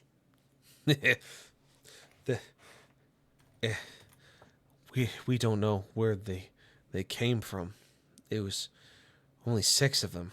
They just arrived. It just started slaughtering people. Their armor was pitch black and smooth, but one of them was massive. Just he stood heads and shoulders above the others. The leader tried to step towards him to try to ask why they were here, and he simply brought a hammer down upon him and turned him non-existent. That was when No, the killing started. I'm gonna pause real quick. Yeah. Yeah. Beep. You are Okay, you may- breaking up. It was a dog bark. I redeemed the dog treats. Oh. Sorry. Yeah. I was just like, I don't hear a thing of what you're saying. No, that's why I said son of a bitch. So I have to make one speak, so he barks. Ah, very good. I need to retrieve more agua. I drank it all before the session. Damn it. Ah! That's why you drink Retrieve whiskey. the hydrate. I'm just kidding. Don't listen to me. I'm a terrible fucking person. Whiskey's good though. It is not hydration. It's the I was opposite. gonna say it's the opposite. Look, The Look, anti-hydration. if rubbing alcohol fixes wounds on the outside, drinking alcohol fixes wounds on the inside. Yeah. I mean, you're right on 2 accounts. Unfortunately, a lack of water is not a wound.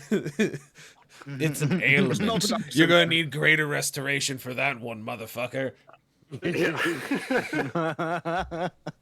I only have lesser. You're gonna need the Bloody Mary of the clerics to cure that hangover.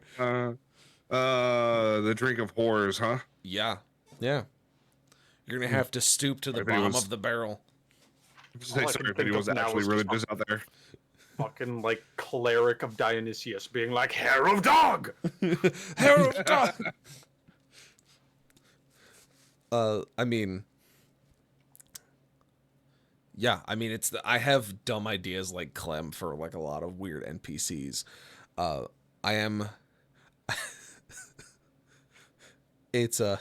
have plans for this one overly dramatic wizard NPC that's gonna have really dumb spells that my friends have come up with that I've talked to at work. Like power word scrunch. Oh no. Where you just Like you get scrunched. Like I don't know how else to explain it. You become a Looney Tune.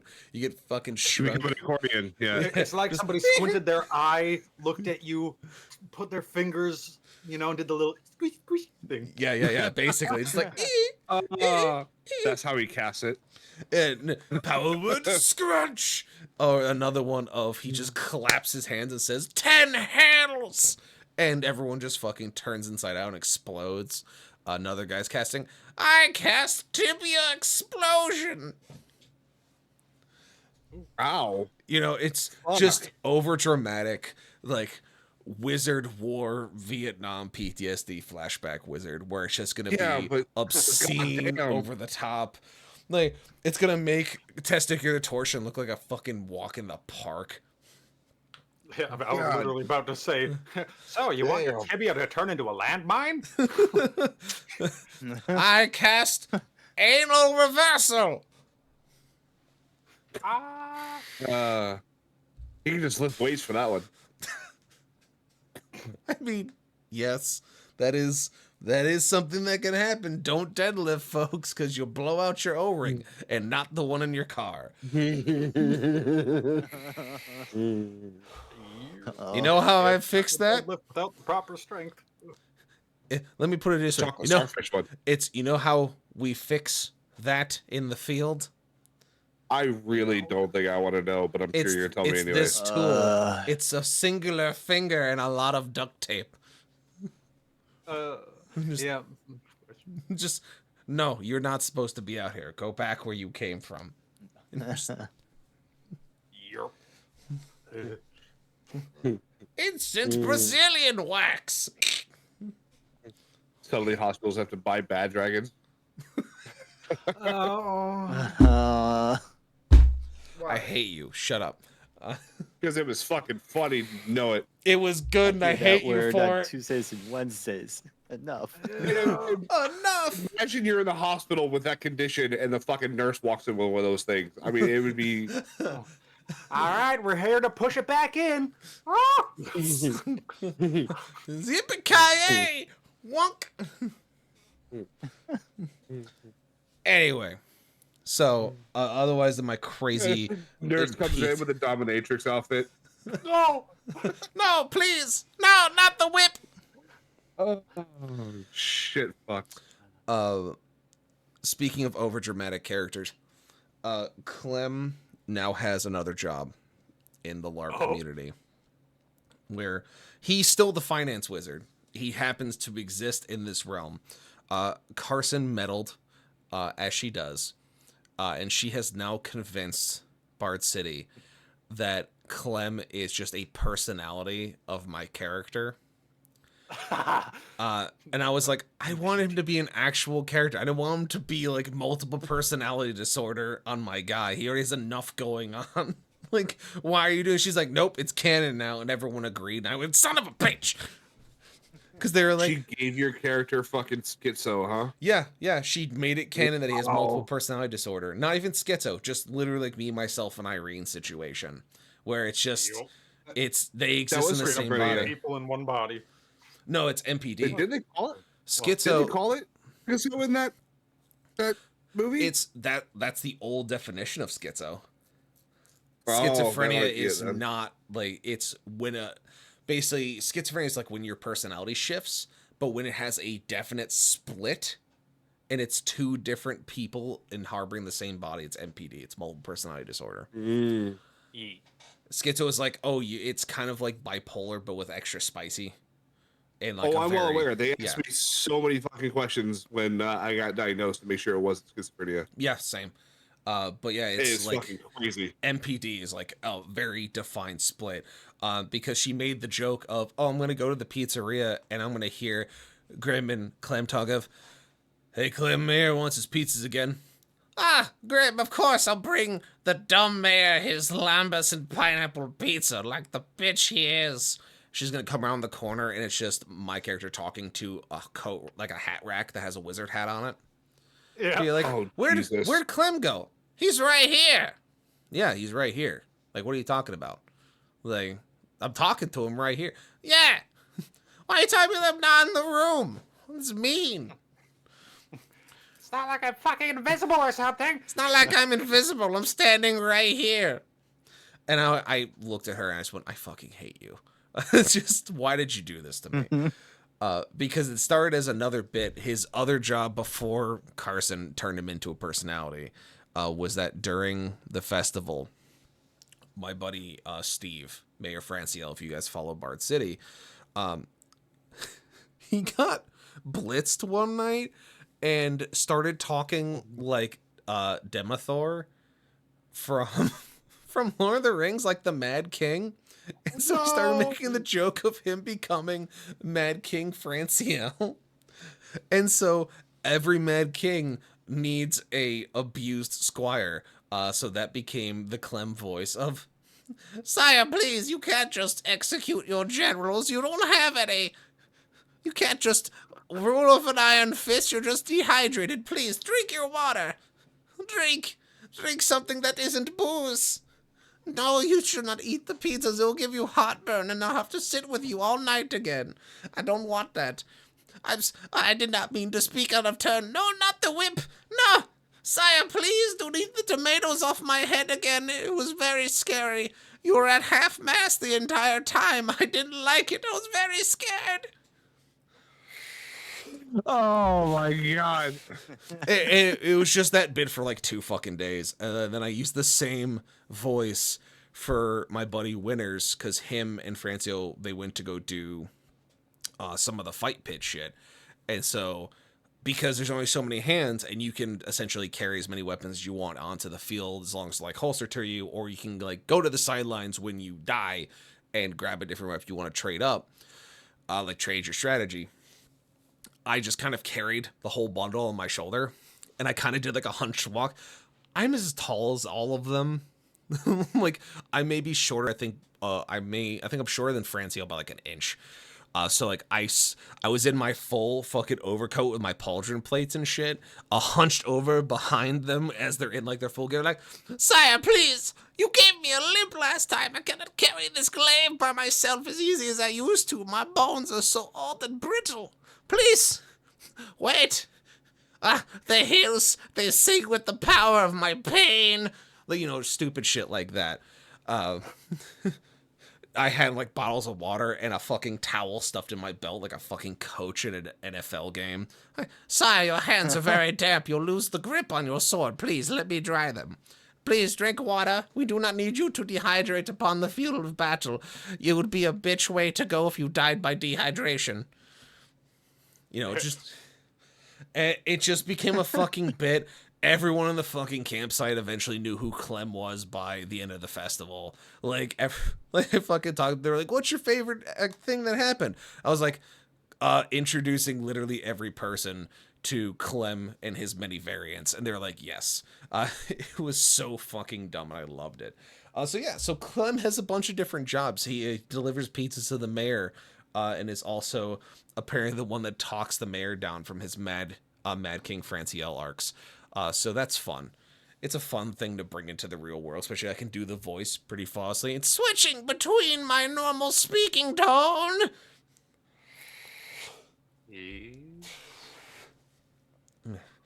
I've started doing it at work and I hate it when I get frustrated. It's no longer Kermit, it's Clem. Before it was Kermit.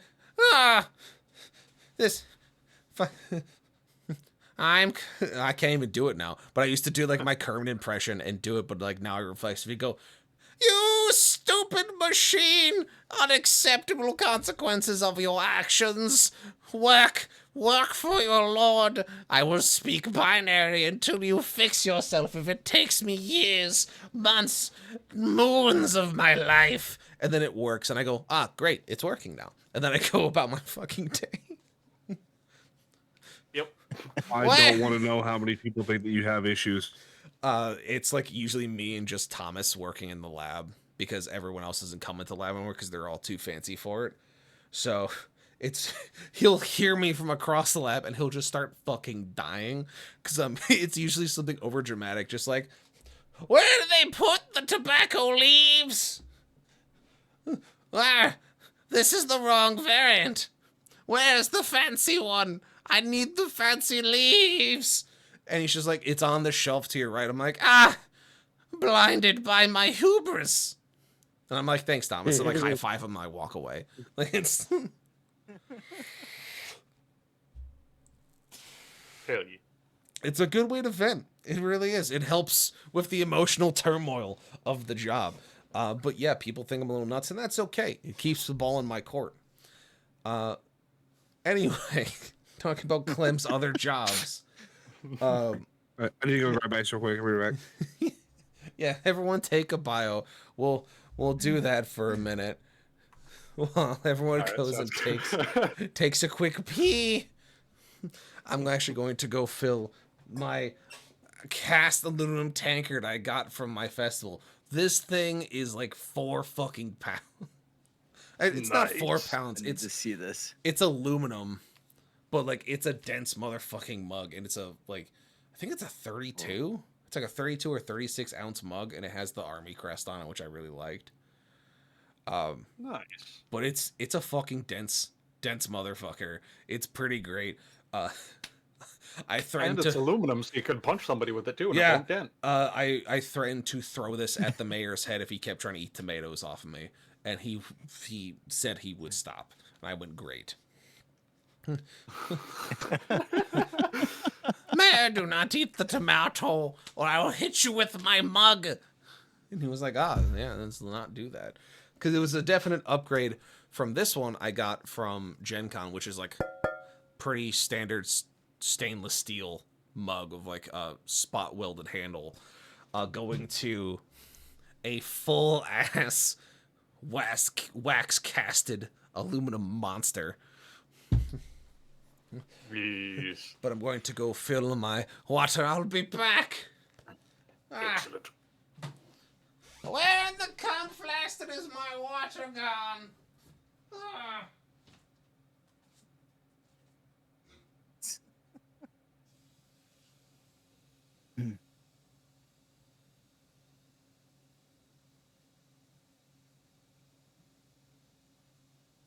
Ooh.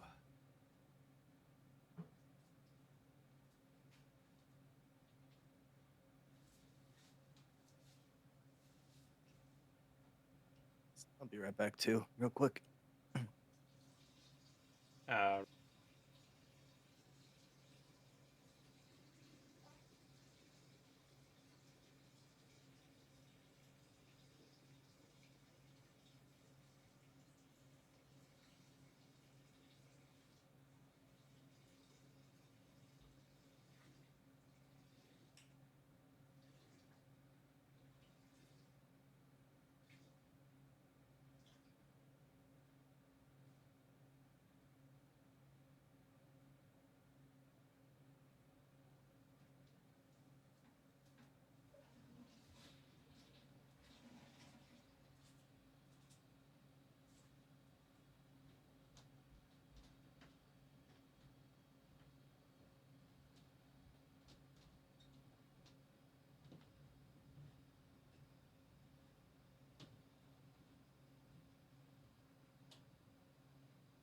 We.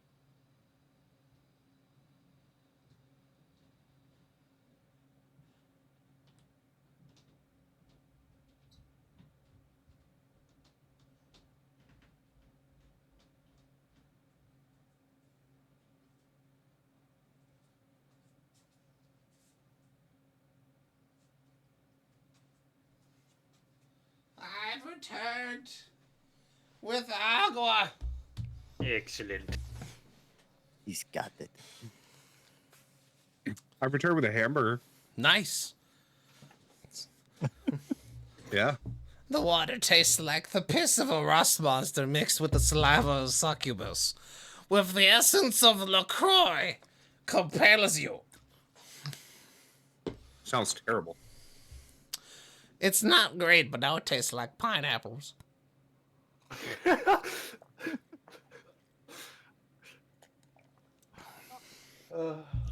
Yeah. Yeah. Water flavorings are a fucking godsend. Yes, quite.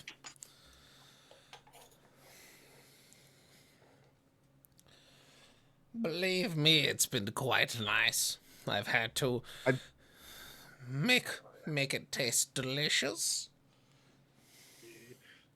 I just broke down and bought a had to do reverse it out osmosis here. system. Hmm? I said I just broke down and bought a reverse osmosis system. Fair. Throw it in the sink. Yeah. Well, I mean, those things are fucking expensive, though. Not a lot of people. I have we got Yeah, I know. They're like, a it's like cube. $300, but I broke down. Yeah, we got a cube filter for the upstairs sink, and like the upstairs sink and the upstairs bathroom are pretty okay with the water quality. It's the one right here that's across the hall from me that's connected to the water heater for some reason just tastes like straight iron, and it drives me nuts because it's like everything else is fine, but that one sink, and I'm like, I hate you.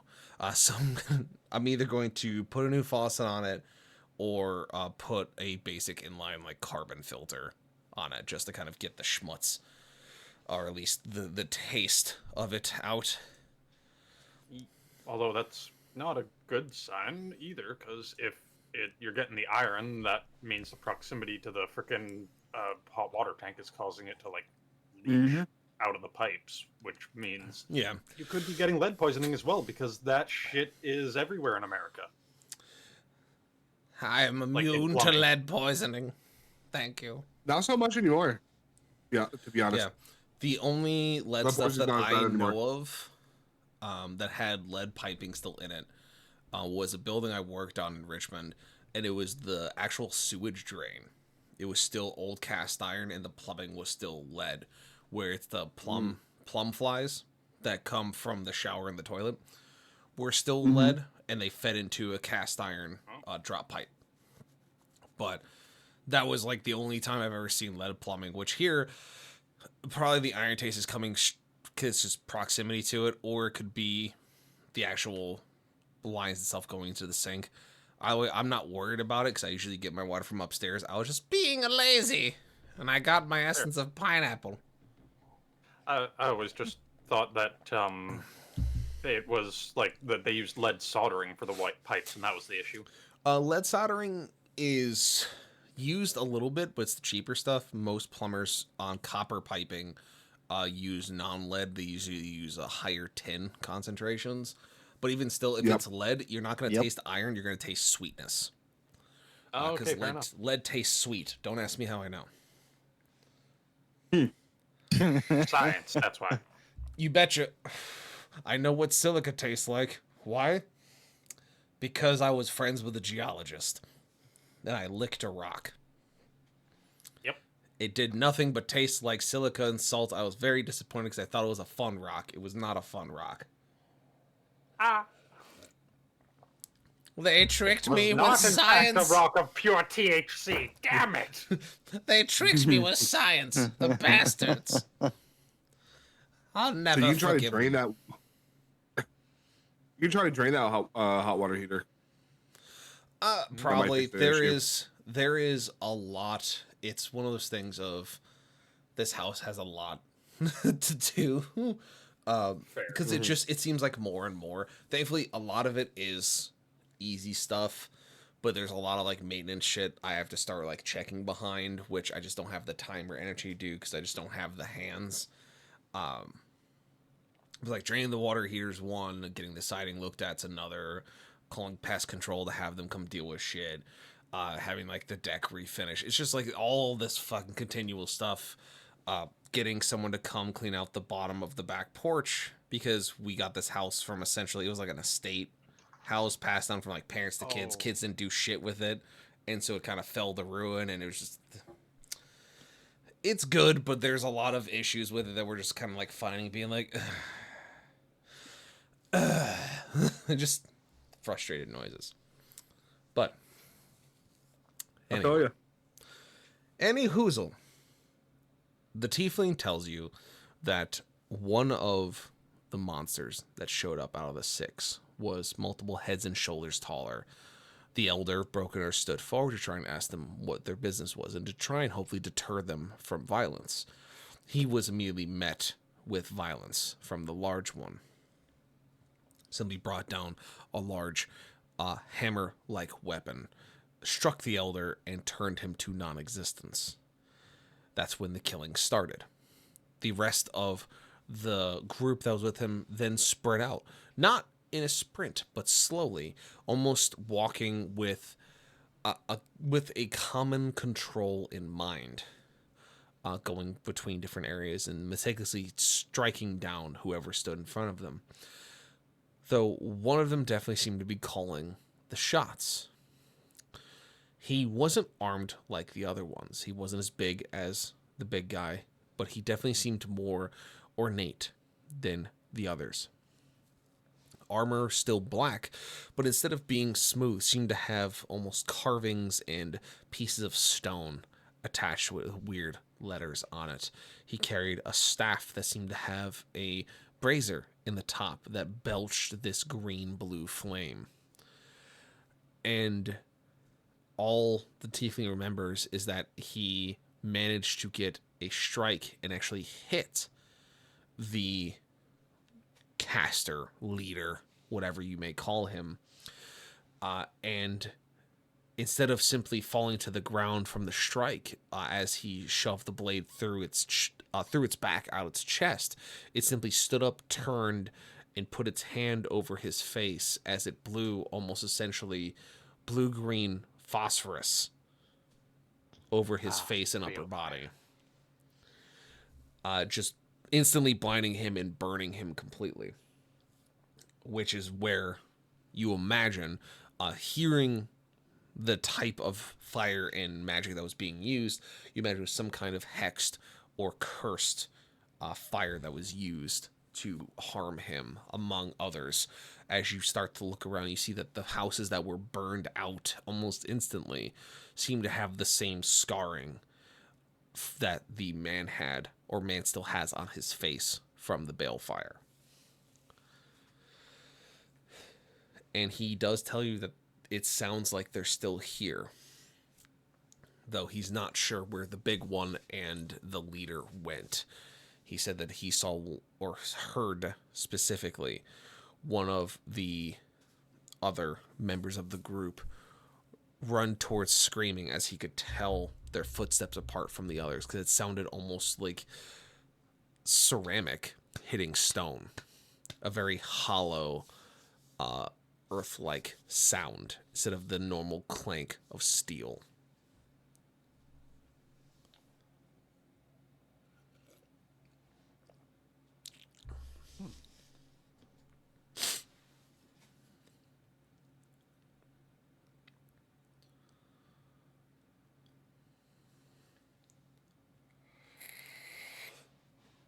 He does point you in the direction that he heard it run off to last. So you do have a general direction to follow if you so choose.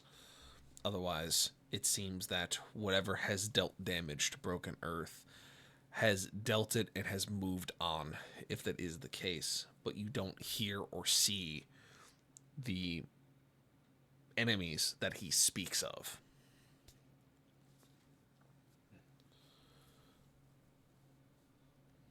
Thank you for the information. You should join the rest of the refugees at Albion. They are currently not letting you in, but we're working on fixing that. It'll be safer there than here.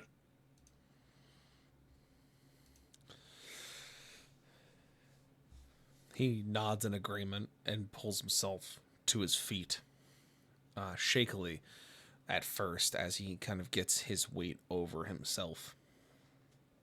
And then slowly begins making his way towards the dirt road that leads out of Broken Earth and towards Albion. The last thing he says before he goes is, I knew you would show up, and I'm glad you have. You may not be able to save many more, but if you find those monsters, take them. Remove them for all of us. And he continues walking away with a weak smile crossing his face for a moment. I was gonna say, like, as before he turns around, I'm gonna just put my fist up and go, "We got you on that one."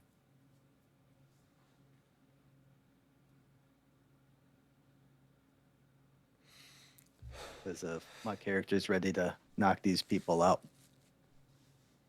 Sorry, I was looking for it to make sure I had it before I said anything. But before I send him off, I'd give him like rations for a day in my water skin, so that he,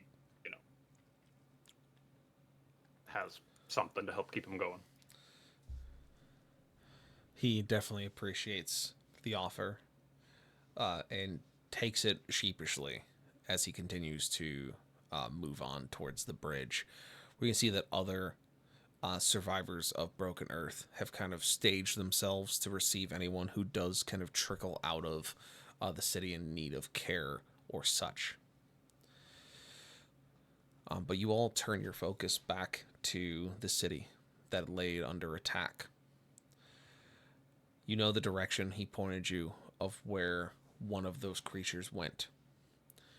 And you can hear the breaking and splintering of wood and the breaking of stone and such, almost objects being thrown and clattered.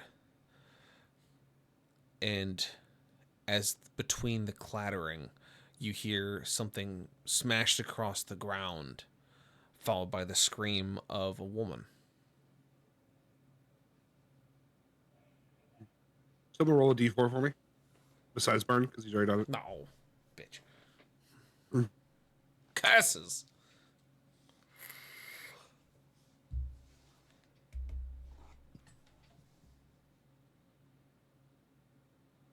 Or Oh, son of a bitch. Oh, no. All right. It's time to die. May not have been my idea, but I'll go with it.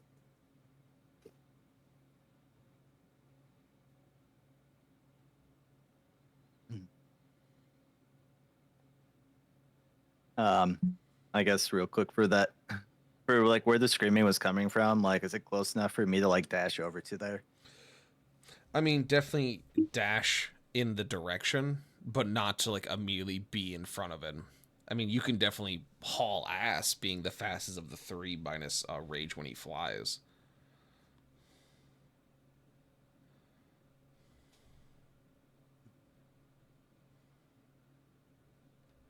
No, because I'm gonna end up rushing over. Yeah, I mean, it's with your speed, it's relatively easy to round the corner and make it down the straightaway to where you see the shape of something kind of towering over what seems to be someone cowering down, holding on to something, as it has what looks to be an axe raised above its head. And you got enough distance where you could make a solid sprint and be right up in its close proximity.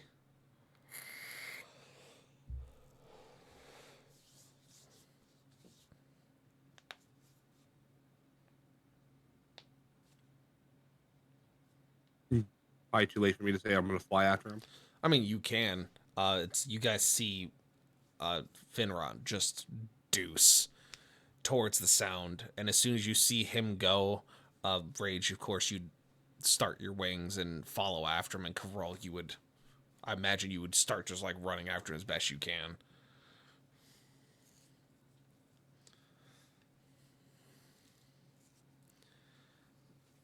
That's the weirdest fucking taste I think I've ever had from a mixed drink. Shit, sorry, I didn't realize I was muted on fucking Discord. Yes, the first thing I said was I'd be sprinting as fast as I could, though dwarves are natural sprinters. They carry heavy things. They don't run very fast. Anybody else picture Yajirobe from DBZ or DBZ Abridged? Running. Yes, exactly, actually. Just with the little fucking the fucking goofy ass fast foot animation they used to do in like the old seasons. Yes. Where it's just like the little balls with the feet, and it's just like blah, blah, blah, blah. It's just like meh. I imagine Kovral's arms are like stretched out. He's just fucking T-pose running as well as they used to do with the animations, just arms outstretched and sprinting. Yep. Well, you got to keep your arms up high, so they don't interfere with your legs spinning like that. That's fair. You don't want to get caught in your own legs. That's a terrible fate, That's honestly. I don't know how the fuck Sonic does it. Very carefully and with much practice, I imagine. Yeah, probably. I feel like it's Finrod's running like Saitama, where he's just like the face and just like the hands up, like aggressive sprinting. It's just Rage is just flying as fast as he can, and then just running. As from Cobra is like come around the corner. You said Saitama, and I had a totally different picture in my head.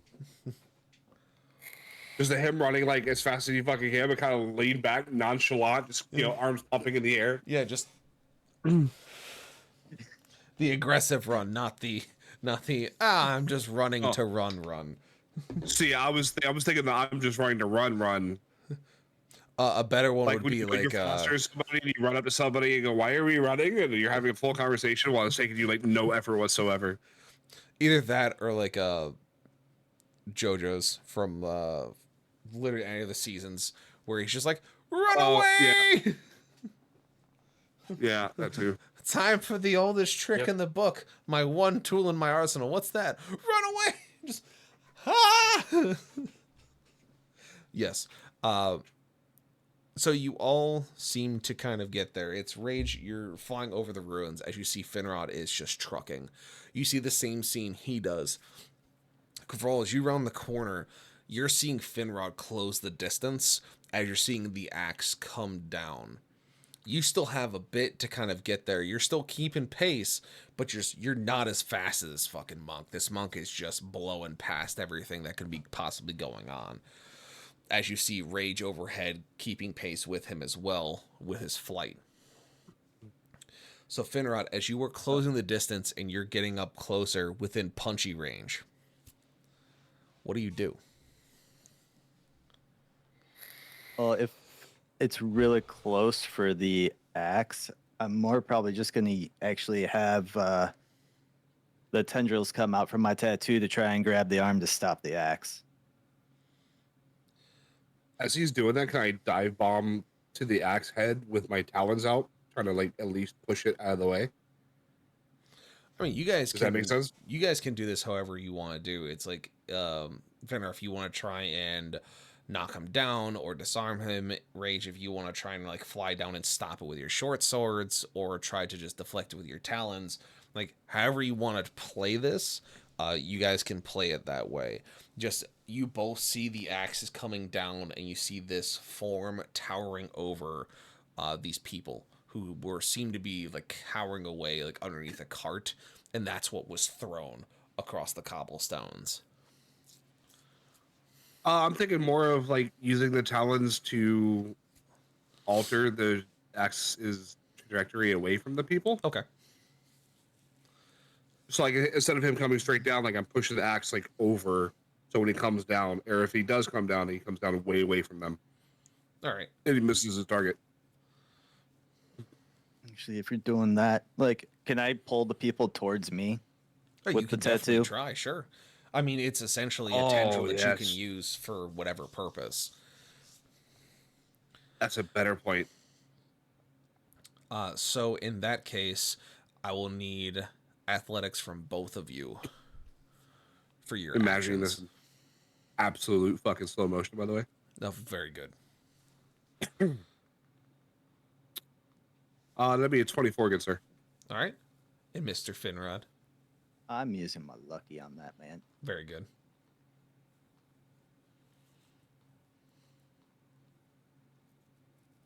What the? It definitely looks like an 18 on my screen, but it said another 4 again. We roll it on Like, Owl what the Bear. fuck? Get it away from D20. Grab his foot. Grab I'm his foot. getting away from that. Grab his Another foot. D20. We also do have the rapid. I was gonna say I have like that. I was just gonna use another lucky, Oh, okay, fair. which I guess I have 4 luckies compared to My that one. because of the Everyone else rabbit's does. foot. Yeah. Yeah. The D20. 21. Nice. Does that have a +5? Very good. All right, so in that essence, Rage, you dive bomb this shape. You have your talons from your lower limbs outstretched, and you are putting all of your momentum into the shaft of this axe. You are trying to hit it with as much force as humanly possible to just get it away from the people it's targeting. At the same time, you see Finrod close the distance, get within about 10 feet of it, and you see him whip out this black tendril that just kind of spreads off of the end of his arm and fires out towards the civilians, grabbing them as he kind of whips it back and catches them and kind of pulls them down with his back to the creature. Your talons hit the shaft of this weapon with your full force as your head turns and you lock what you assume to be eyes with this creature. And as your weight hits it, you see the axe turn from its original point and slam into the stone, sparks flying everywhere as you are now standing on top of it, facing him, weapon drawn, as you see Finrod has the mother and child tucked under his arms. As he pulled them away at the last second, you see them pulled away from danger. And as all this happens, and you are both standing readied, Kovral, you join up behind them, dragging your large warhammer behind you, and simply join the stare down.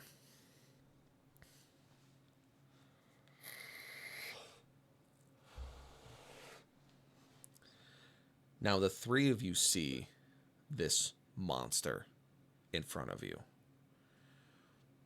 As the dust settles, the civilian's safe. You take a moment to look at this creature. It seems familiar, as if you fought it before, or something like it.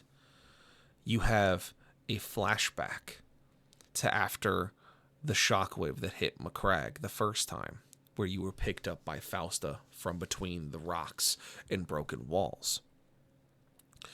You remember fighting something akin to this nature to save people who were trapped in cages for use by these monsters. Its armor, almost stretched like skin, is reminiscent of that of a beetle carapace. Not shiny, but like a dull glow almost seems to reflect of the light that shines around it from the fires that have been started. The plates seem to interlock and not seem to change shape as it moves, simply moving from over and under one another. Its head not sticking out as the rest of you have it. It seems to be hunched into these armor plating pauldrons that kind of grow from its shoulders, protecting the head from the side. As its torso turns, you just see two large golden eyes staring back at you, almost spherical with tiny hexagons cut into them. The eyes somewhat recessed into a very crudely made hybrid skull of a creature that you are unaware of, and a human head that simply just stares at you as the plates creak and moan with its movement. You see that it stands at least 7 foot from the top of its plating to the bottom of its feet, and it sits in a natural hunched position, the muscles moving beneath the plates giving them a wider girth than what you would imagine something of this stature to hold. And it just locks eyes with you, Rage, as you stand upon its axe. As your compatriots stand to the side, weapons drawn, and you look into the eyes of a monster you recognize, as it nearly tried to take your life once before, back in Macragge, or at least something akin to it.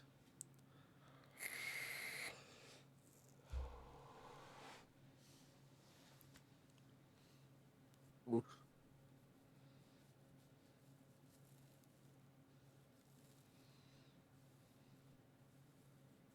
Are we still talking this out, or are we rolling initiative here? I mean, you can say whatever you want to it, but all it responds with is just clicking noises, that of mandibles snapping together multiple times over.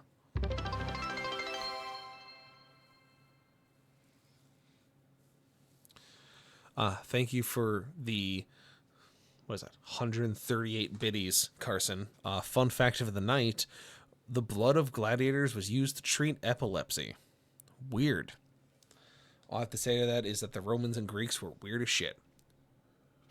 That Yeah, kind they of were. makes sense, though. Like, it's fucked up, but it makes sense, though. Blood of gladiators would be freaking constantly adrenaline infused, so that's adrenochrome, right? And adrenochrome can be used to treat symptoms of epilepsy, can it not? Gladiators were also professional athletes, so they're in the best health of everyone else. Because if it was very much like a Rocky Balboa situation, is that gladiators didn't die in the Colosseum like people think. They were essentially like WWE performers. So they would reenact battles where they would use captured soldiers and other people considered expendable as the enemies that would fall during the battle. So yeah, gladiators being at their highest health peak almost all the time and well fed, and as well as having the adrenochrome makes sense. It scans. Gee. But yes, at this point, it's going to essentially take the last initiative step because it is going to be slower. But you are facing this down, so what do you do? It's the three of you seem to be at a standstill with this monster. It simply makes eye contact with Rage.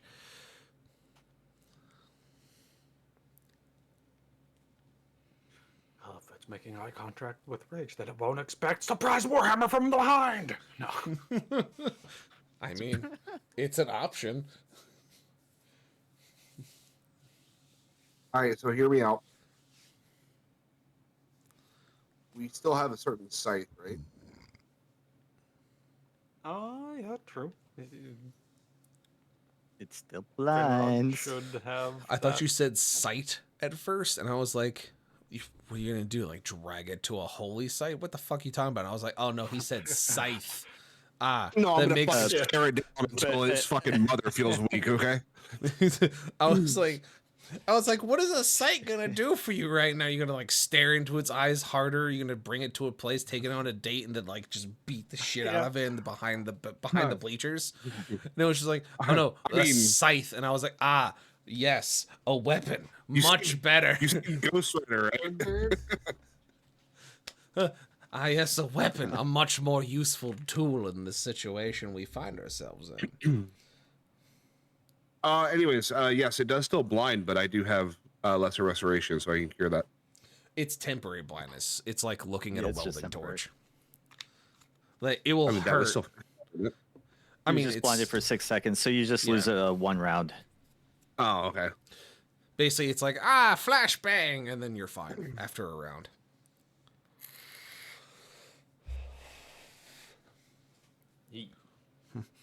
The light of 1,000 suns and your whore mother.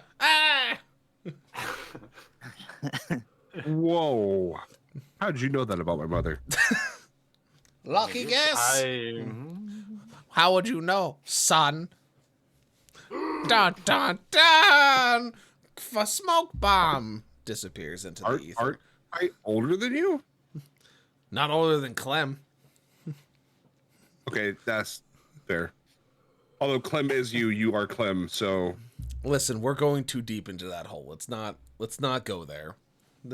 I don't need more reinforcement of that Clem is just a split personality at this point. All right. listen, Yep. listen. She always cries for deeper. We're gonna go deeper.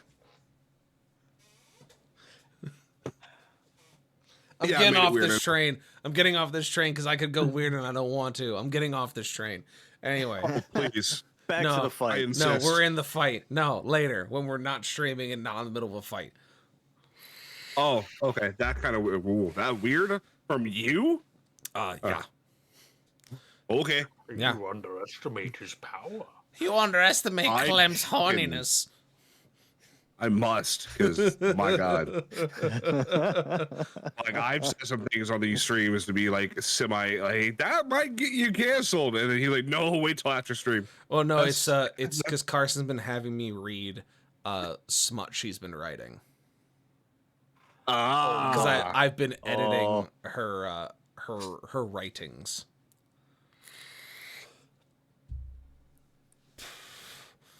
So yes, I have new vocabulary, and I'm terrified to know said vocabulary.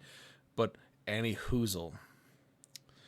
Yes, you do have the scythe. Yes, it still blinds you for 1 round upon usage, unless you take an action to look away for your compatriots. But if you do that, you take a disadvantage on any attacks you do, or you just sick your entire action to not look at the blade while it's being swung. But yes. What to do? So I mean, you could cut his armor off with scythe. That was my thought anyway. It's a solid thought. Yeah. I mean, I don't really have anything else.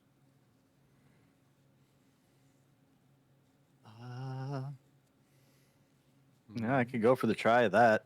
You guys just are gonna have to look away while I do this. Yep. All right, so Agreed. And, so Finrod, as you're I gonna pull use the scythe. out. I'm gonna tell the people that I just saved to like look away and try and get some more cover. I know the way we just came from down around that way is safe to get over to Albion. All right. Basically, tell them Just to imagining this- get cover, and get away. Just imagining this fucking monk with his, these giant ass lying gauntlets, fucking twirling a scythe. Just pulls out a scythe and just like unfolds Twirls it, it around. and just like turns the blade on, just like it's like, oh, dear God, what is that? In the background, you hear, oh, oh, oh.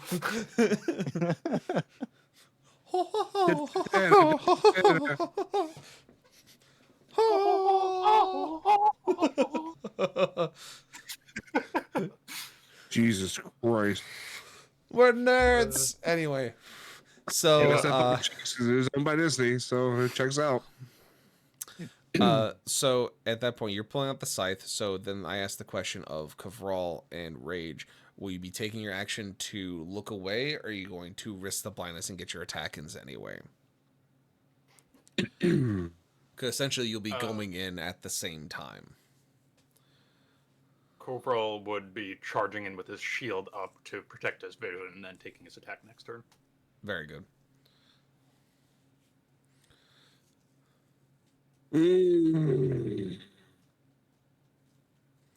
So, Rage, you could get an attack in at the same time. It's just you'll be blinded your next turn. Next turn? Yeah, so like basically this is, you want to think of the stack that's happening all Yeah. simultaneously. So your turn, basically after your attack going up until your next turn, you're going to be blinded, which means he'll get advantage to hit you. You'll have disadvantage on like dex checks and stuff. But after his thing and back to you, you'll be fine. Yeah, I'll just fucking take it. All right. So, in that case, those who are attacking, I need rolls of attacking, please.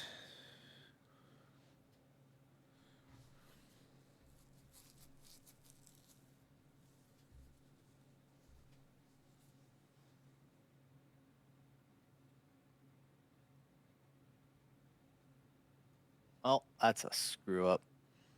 Grab his foot. Grab his foot. That is yeah, lucky.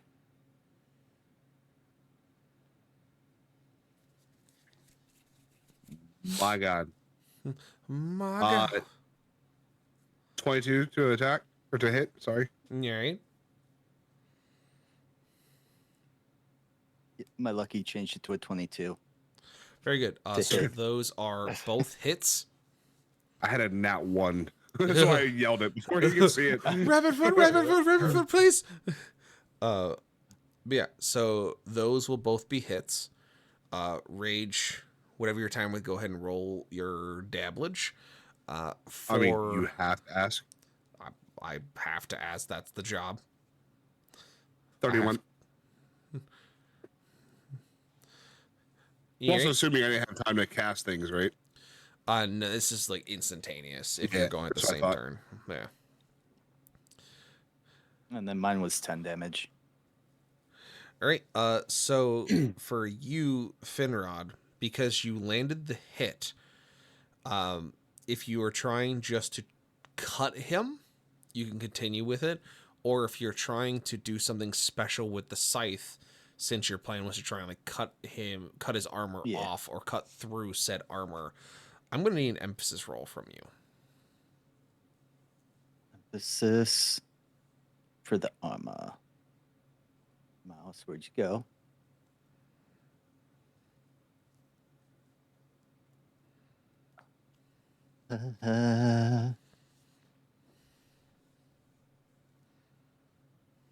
Oof.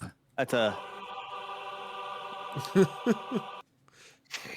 Sorry. Yes. one. How many fates do we have? You specifically have, I think you like 8 or 9, I think. Let me see. You have, where is, you have 10. 10 currently. Go for it. It would be a lucky and a fate to re-roll an emphasis. That is correct. Yeah, I'm gonna do that because that was a 14 and a 2. That ain't happening. I know what the farther of the from 10 was.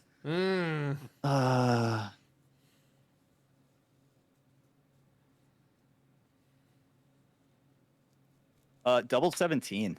Oh, all right. Yep. Fancy. That was a good use of a fate. So, you do your damage rage. You point blank him. With Finrod, as you swing, you hear Rage call out, cut out his armor. And so you change from a horizontal strike to more of a over the shoulder, kind of coming down at a nice 45-degree angle as you cut into its back and down and through. And as you pull it down, you can feel it hit resistance as you pull it down through the armor. And as you do, you see a large chunk of its back and side plating falls off. The edges of it red hot and sizzling, almost smoking. You smell what seems to be almost burning bone once the piece falls. And inside, you can just see whatever this thing was is no longer it. You can see that it is just a web of almost alchemized body tissue. It's muscle formed in ways that normal muscle of whether elf, human, dwarf, Aarakocra, etc., all of you knowing basic anatomy, having done healing and medical work and monk training and ranger training, that what you see is a horror that was not made by the hands of nature. It is something that was crafted by a dark force. As what is inside underneath this armor is just a twisted amalgamation of whatever was inside this armor, turned to grow and fit every single nook, cranny, and crevice to move this armor as if it was its own skin. As blue-green ichor begins to flow from the exposed flesh onto the ground, its back begins to slightly arch as you hear just a deep grumble, almost like a muted cry of pain come out from the sealed carapace that surrounds this creature. And now it seems that it wishes to try and strike.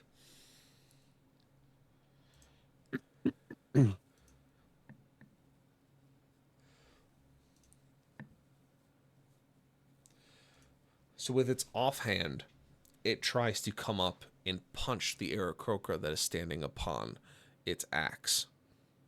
And it misses with its first, as well as trying to pull its axe from the ground and strike. It also seems to miss. And one thing you notice, Rage, through the advantage of your mechanical eye, you can see that its body is kind of jerky, but smooth at the same time. Its movements are staggered and stuttered, but when it goes to strike, it is almost a strike of that of a master swordsman. It is just the perfect angle and arc, and it's just a clean transfer of momentum. That if you were to be hit by a weapon wielded by this creature, it would do significant damage. Even its bare fist seemed to be cocked back and released of that of a master pugilist. That if you hadn't stepped back off the axe, just taking that single step, you would have felt the impact that seemed to resonate as its body locked its punch in place. Whatever strength this creature has is immense. But one thing that is seen by all three of you is the fact that it can bleed. And Kovral, you have a very front seat as you peek from around your shield, as you now see the exposed mass underneath.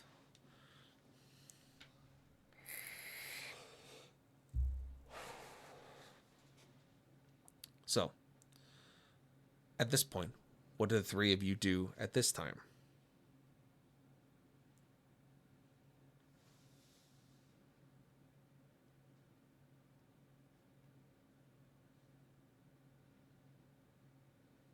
So I'm blinded for this round, right? Yes. But I have a feeling that this creature is being controlled by me.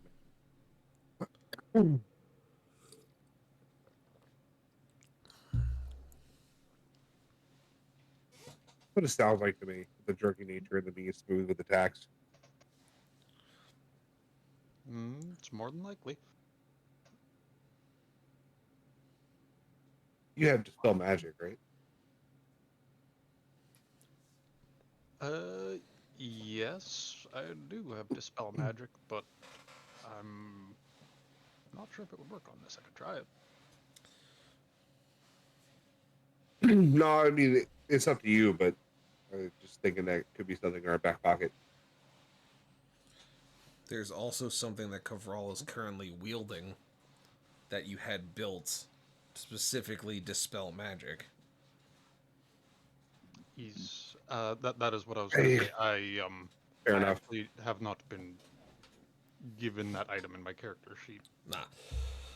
That's right, I need to do that. I'll have to build that. For some reason, I also thought that that certain item was also just like one use only kind of thing. Oh no, it is It a can only be used straight for one thing. warhammer. That it's Got it. anti-magic essentially. So this is the one that we got from the claw of Yep. The Norn Queen. Okay, yeah. The Norn Queen, thank you.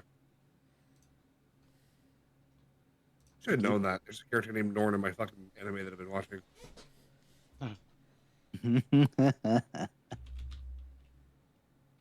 It's the one I told you about, still.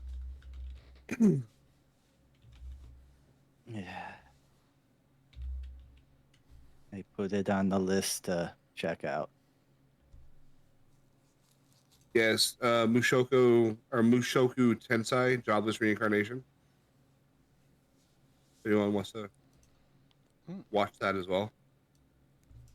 I found it to be very good. It is pretty cringy at times, but as long as you think that, hey, this is a different world and things work differently in this world, then it's not as bad. Fair enough. Like, they become adults at 15. So, like, they're fooling around at, like, 12 and 13. I'm like, okay, that'd be equivalent to, like, 16, 17-year-olds trying to fool around, so it's not as bad. Right. Still kind of But weird, but you know. still a little cringy, but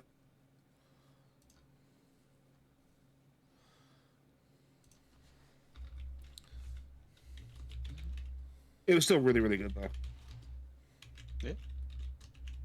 I started watching all the new seasons as like Sosin no Freiren was coming out, and then I was like, oh, I need to wait until more episodes are out so I can kind of binge it a bit, and I haven't gone back yet, so I need to do that still.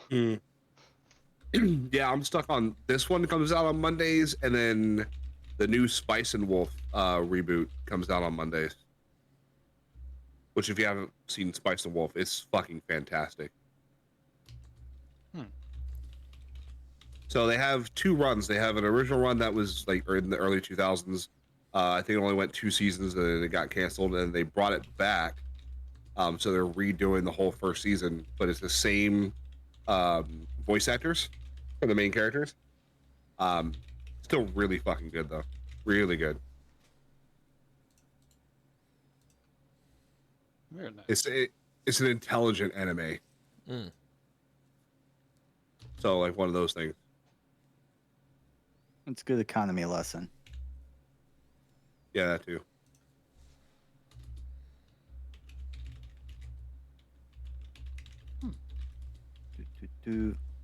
I'll have to check it Oh. out. Yep. The only person who had recommended Spice and Wolf to me before was somebody who was very much so into like harem animes and stuff. So I was like, eh. Oh, this is definitely not. No, yeah, that's not at like all. anywhere near. No, I like can at least I say can't because I even- watched it before. yeah, I can't even compare it to anything else. Can you? No, I don't really have any anime I can compare it to. Yeah, I can't. I mean, I'm blanking as well. So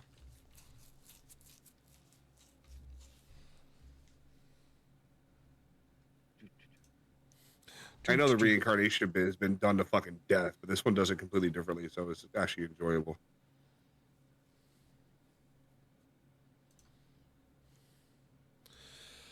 Yeah, but there's a good reason that that theme has been done to like beaten more than a fucking dead horse, and it's because it is a good idea, and people like to escape from the hell that is this world. I mean, you're absolutely correct. Reincarnated as a slime is really good. I've heard that. I haven't started yet. I need Just to 'cause start you want that to be one. a slime stealth. You just want to become a gelatinous cube. Yes.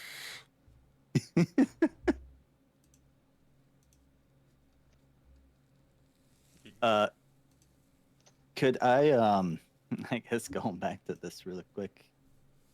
If Yeah, I apologize. use This is my a fault. key point for where'd it go?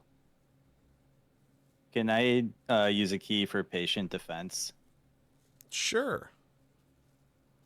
which gives me the dodge action as a bonus action on my turn? Yeah. I mean, Oh, I guess we were So waiting I- on the hammer to be created. Okay.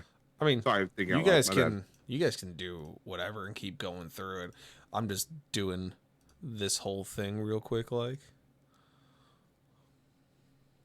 Yeah. Well, I mean, Just he's the in only one case- that's not blind right now, so it'd probably be best to wait for that. I mean, fair enough.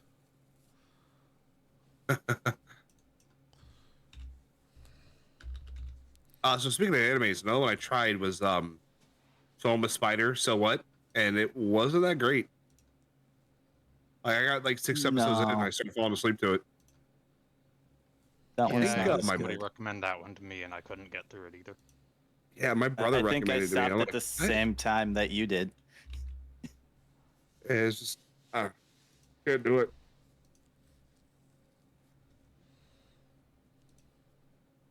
There's a couple of them I thought were pretty good. One was My Life in a Dating Sim. Was pretty good. I'm waiting for like the next season of that to drop if it ever will. There's a couple that only have 1 season and they're not doing anymore. It's been canceled. Like no chance of it coming back as of right now. Yeah, it's because they only care about the Japanese market. If it isn't popular in Japan, they don't give a shit about anywhere else. Yeah, Mhm. I mean, that's mostly true. However, Spice and Wolf is one that the U.S. made them bring back. It was very popular.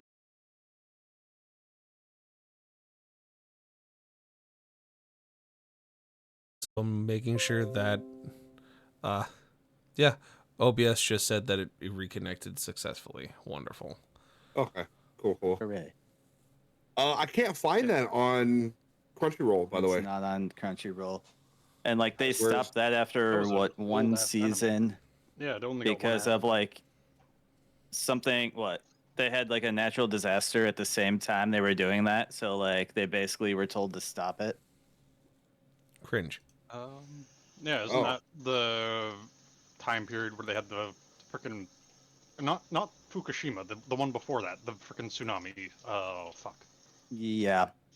that was the same time, wasn't it?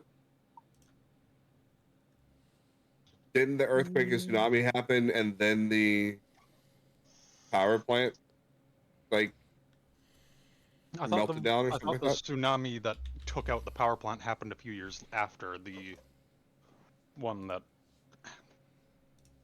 Oh, you might be right. I think I know what you're talking about.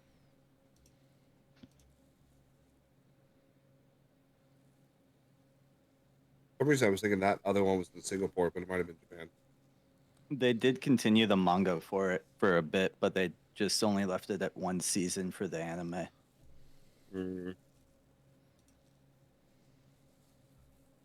So where's it at if it's not on Crunchyroll? I don't even remember how I watched it because I watched it way back. I'll send you a link to it on the website I use. Okay, All right. fair enough. So if you reset your character sheet, the talent of the Norn Queen should be in your equipment. Excellent. Reload the page. And it is indeed. Yes. It essentially casts Dispel Magic at level 7 when you hit something. Oh, Holy shit. Okay. Yeah. Woo! Damn, that little munchkin running around fucking talking shit to me is well worth it now. I forgot what I named him. I was just gonna name him something. I don't remember what it was. Fuck if oh I yeah. remember. Yeah, I don't remember either. I mean, didn't he appear like a Boogle to everybody else? Yeah, but I see him as what he Well, really yes, is, and he actually but I talks to thought me. I Yeah. thought that your nickname was still for him was still gonna be based off of him looking like a Boogle to everyone else. Is why I mentioned that. I thought that might trigger. Yeah, I don't know because it was some weird off the wall fucking name Fair enough. that was just meant to be funny, and I don't remember what it was. Fuck. Should now be henceforth known as Harold. Ah, very good.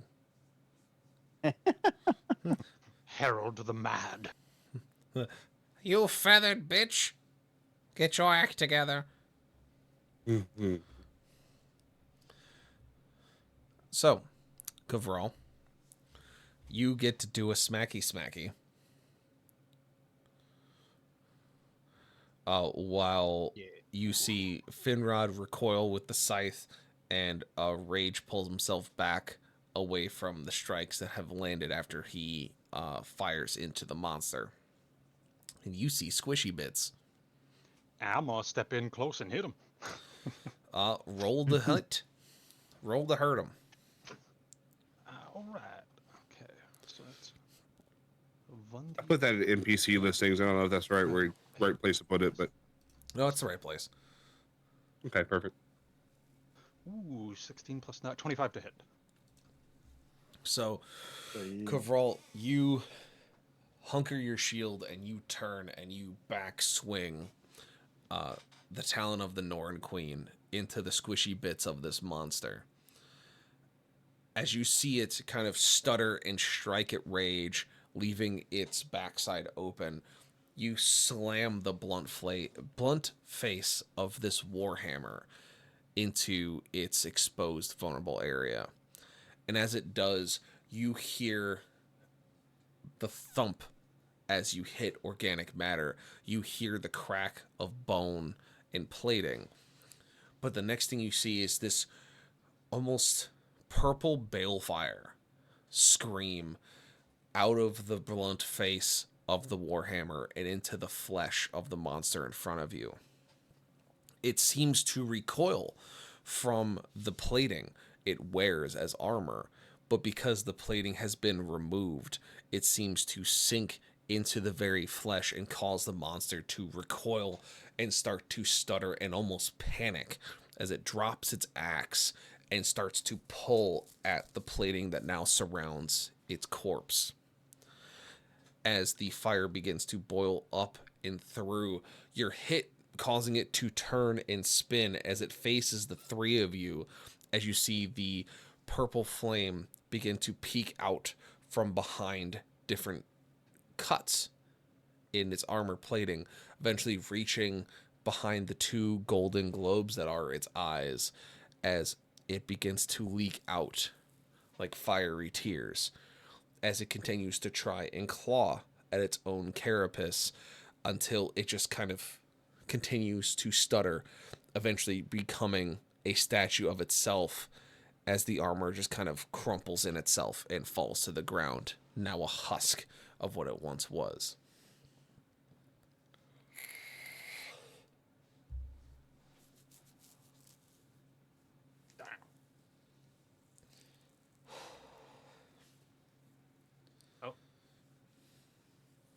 Overall, So looked out and be like, Be at peace. I guess. out of character, Uh-huh. did I call that? Call what? It sounded like I called it. That it was being controlled by magic. It's not that it's... So out of character, it's not that it's being controlled. It was created. Created. Okay. It was created by some kind of magic. And so whatever was keeping it together was dispelled when the hammer hit it. Okay. I'll be honest. I was thinking of Alphonse. No, that's fair. Yeah. If Alphonse was full of fleshy bits, then yes. Yeah. Yeah.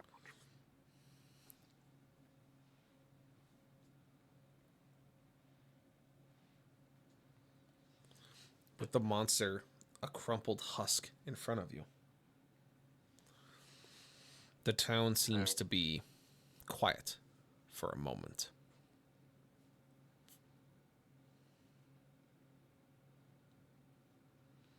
I'm going to investigate the corpse now.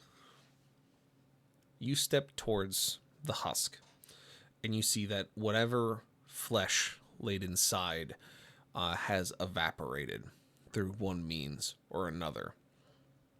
The steam exiting the hole carved into its back armor, telling you that it has been released in some way. It is now simply an empty suit of armor created by something unknown to you. The smell of burning bone still sits in the air as the scythe begins to cool down, and so does the plate that was cut off by Finrod.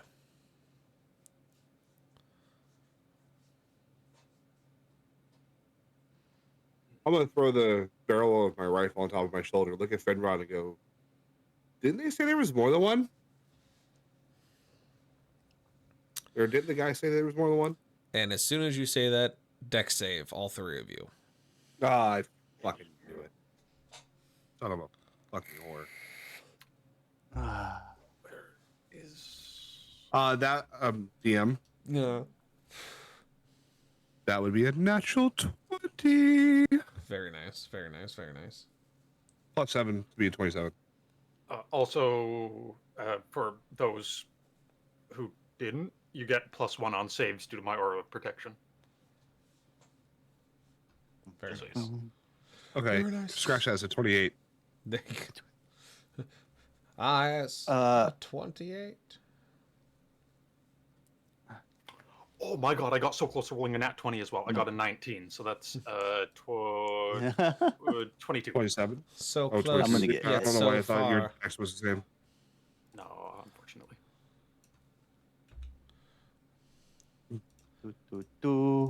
What's my damage? All right. So, did you fail or pass? Did everyone pass? I failed. Oh, you failed. Okay. More than likely failed. I'm going with a 10 as a fail. That's fair. That's a fair assumption. Yeah, fair. Who got above a 16? Moi. Okay. And me. All right. So, with that in mind, what essentially happens is you guys see a ball of blue-green balefire get thrown and land in between the three of you on top of the husk that now lays at your feet. Rage, you and Kavral are able to either move away or brace yourselves. But Finrod, for some reason, you just weren't paying attention. He was too I'm busy still blinded by admiring my the fact sight. that- You were too busy thinking something else, I imagine. He was thinking of an answer to my question. Probably. Like, So huh, was there more than one? Oh, shit. what? I wonder. So 17 to Rage and Kavral, 35 to Finn. Oof. Character sheets. It's almost half my life in one go. That's almost Damn why fireball. I was gonna say that's why you gotta dodge fireballs. Because Yeah. they mean they hurt your feelings. I was gonna say I did do that dodge, but then like I saw I unchecked it, so I was like, never mind. I'm not even gonna say that. Oh, Sag. Scream. Screech. Alright, we're gonna just use these guys as proxies because it makes my life easier.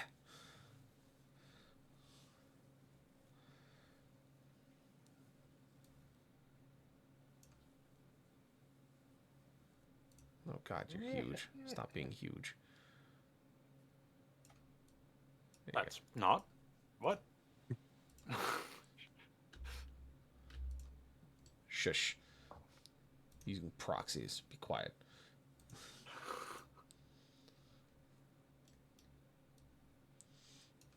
Roll Raj and Lefin. And then we'll have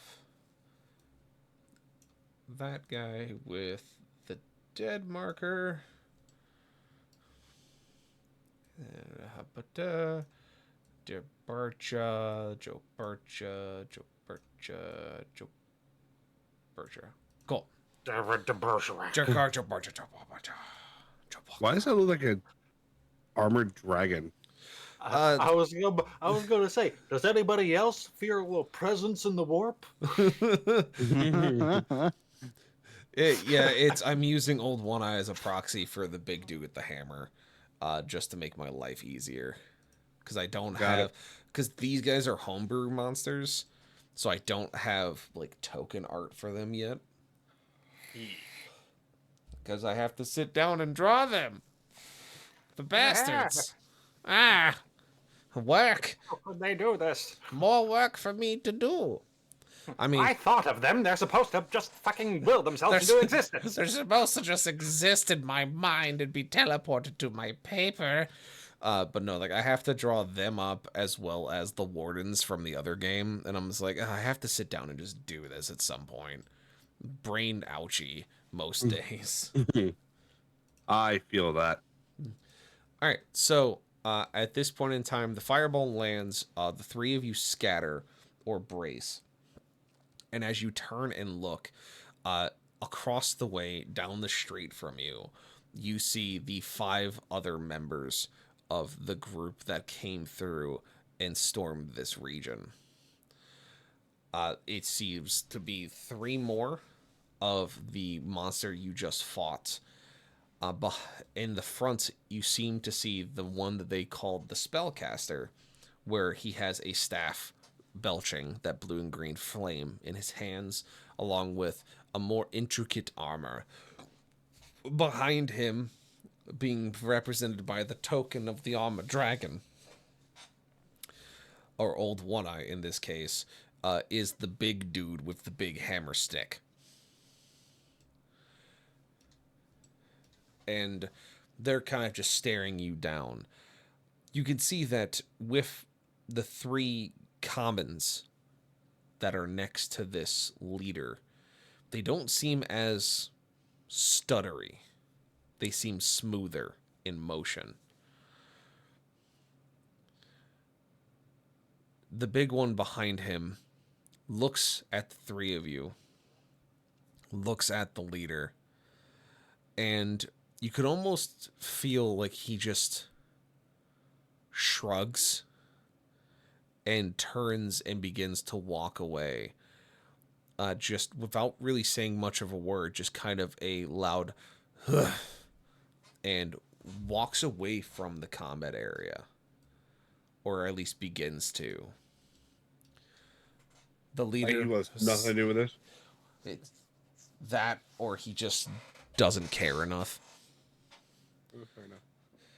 The leader turns and sees it, and you can see that he tries to almost raise his offhand as the same colored light from his flames kind of emits for a moment, as he tries to almost tell him to stop, and it just keeps on walking.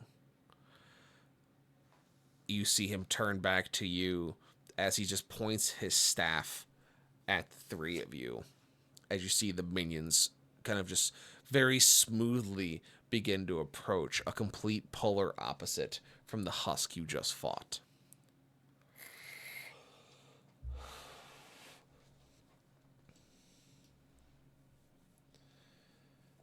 Alrighty. So now, we roll initiative. Hiya!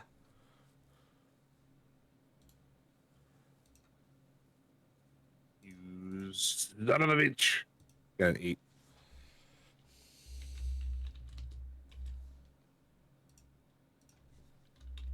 Got a 20.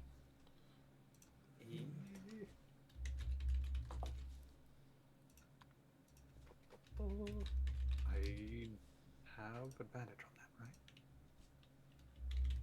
Yes, I do. Excellent. 16. All right.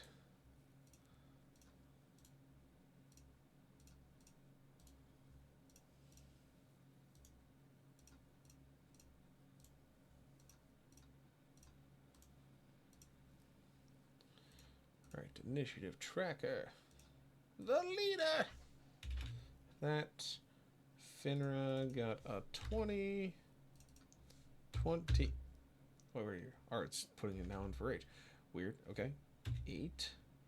Kavral had a 16. No, not a 160. He got a 16. Silly game. He had a 160 initiative. It's a monster. He goes He's 5 first, times second, and before third. everyone else. Uh-huh. Exactly. The god of initiative. What? That staff of warning really did him some justice, didn't it?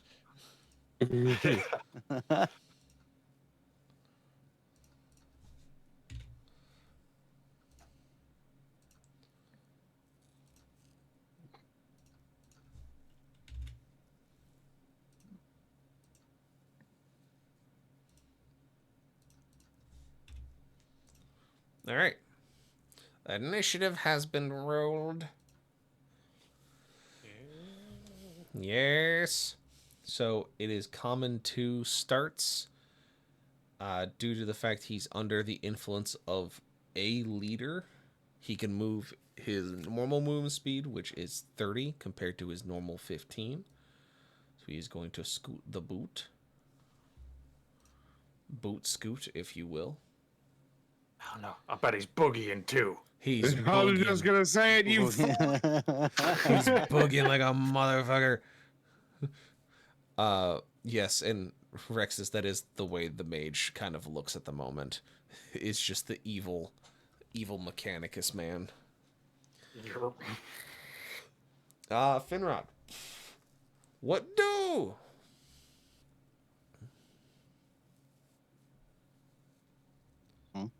What do? It's your turn. Oh, I heard Uh, Finrod and then no. Like I thought your internet went out again or something. Finrod dies! I heard the no, and I was like, huh? Ah! You heard no too, right? Okay. Yeah, no, that's why I went, wait, huh? Wait, what? Uh, Por qué? Can I get my fireball, good sir? Of course. You can get your fireball template.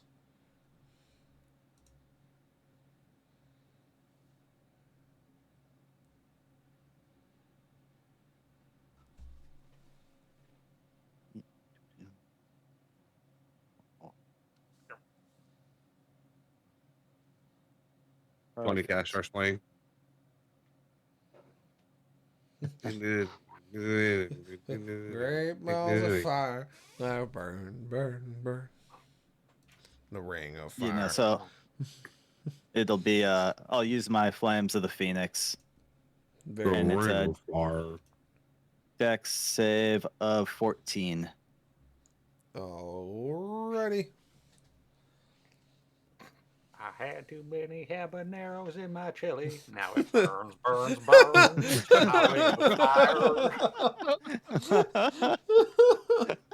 I hate you. That's really good, but I also hate you.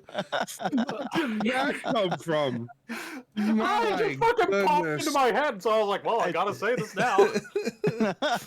Oh It's so man. fucking good. Oh, I hate you. I'm gonna start a new TV Oh show. my god. It's gonna have a black guy with a sweater as the host. It's gonna be Stoner say the darndest That was the things. wrong thing. Yeah. Oh my Fucking god. do the right spell. Fantastic. I'm adding a marker. Ring of fire. There you go. That way it's saved so when I can go and pull that short, because that's fucking hilarious. I had too many habaneros chili in at my this point. chili. Oh, Oh, God. All right, you cast fireball. Fucking The Christ. only one that saved save was the front boy right here.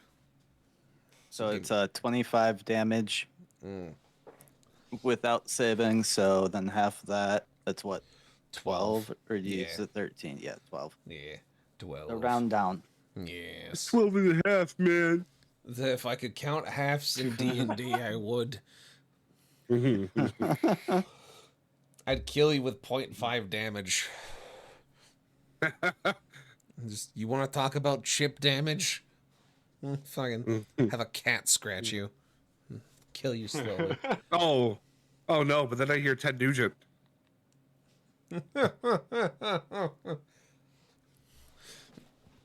Alright. Damage has been dealt. Fireball has been cast. What else? Ba-da-da-down. Here. What? Oh, that was Cat Scratch Fever, but yeah. Oh, that That works sounded too. very much like, yeah. Yeah, no, you good. It's still a great song. It is.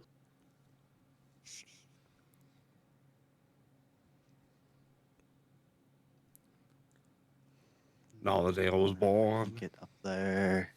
Do I want to do that though? Oh, the questions. Do you? Probably not you with only feeling? 45 life. Lucky? Punk? Not so much today. I've already burnt all my luckies. In like what, the first like 20 minutes? You did. You still got one more. I've done all 4. Did you do the fourth one? Yep. Yeah. Year. That's why I You had had to do that to for use the a emphasis. fate. Because if, I thought you did a fate and the done- lucky to re-roll that, and I thought you still had the rabbit's foot. no, I've used a total of, I did a rabbit's foot and all 3 of my luckies now. Yeah, Well, 'cause damn. Wasn't it? He had to use a lucky and the fate to re-roll the. Yeah. emphasis? Yep. Yeah, because I'd used 3 luckies, so like basically the rabbit's foot. I just called it a lucky because it's still the exact same thing. That might have been why I Off didn't of- notice it. So, yeah. Well, damn. Well, shit. I'm gonna stay on the safe side back here for a moment. Yeah. Maybe no. Yeah, I'm not moving.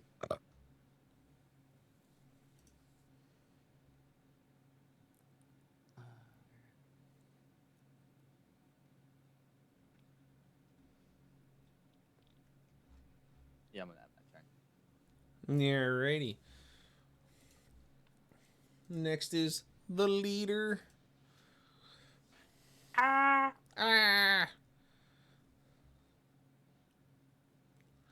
He's going to use his staff of staffing. No, not the staff of staffing. I don't want a staph infection. He fires 2 bolts of balefire at Kavral. I think only one of them hits with a 24. Yes, that matches my AC. Alright. So he does the doublage. Hiya. He does 12 fire damage. Blech. Blick indeed. He will then move himself a little bit closer. He'll also dispel the fire orb from the field. Get out of here, template. And that's his turn, which brings us to Kavral. All right. Well, I don't have enough movement to get to. Right. I could get to him. But firstly, I am going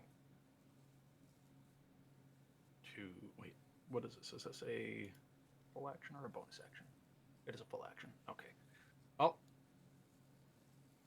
considering he took a lot of damage, I'm first going to lay on hands on Finrod and dump the. You took more than 40 points of damage in total, right? He took 35. I took 35. 35? Okay. Well, I'm going to dump 35 points of HP into you. He lives! Finrod, yes! Indeed. Boing! Right back. And then I'm going to move my. I keep forgetting my speed. 30 feet. Good. My 30 feet to here. Aha! And I suppose I end my turn, because that is all I can do then. Very good. Alright, common 3. He's going to move his 30. That's all he can do. Common 1. Move his 30. That's all he can do. Brings us to Rage. Oh, yay. I was going to be waiting a little bit longer.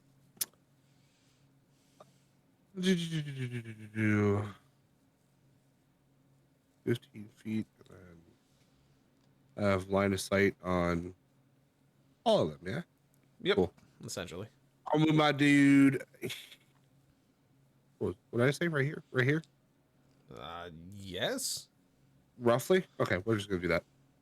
That is fine. Yeah. I don't know why I care about seeing all of them.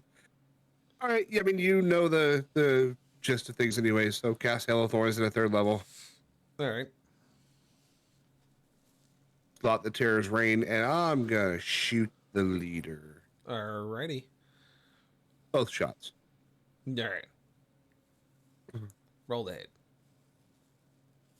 Son of a bitch! I want to fate. Alright. Is that okay with everyone else? was in that one. So Yeah. Yeah. Ooh, yeah. I was like, I don't know what you rolled. I was looking at some stuff. Not 20. I get critical. Oh, best fate ever. Zero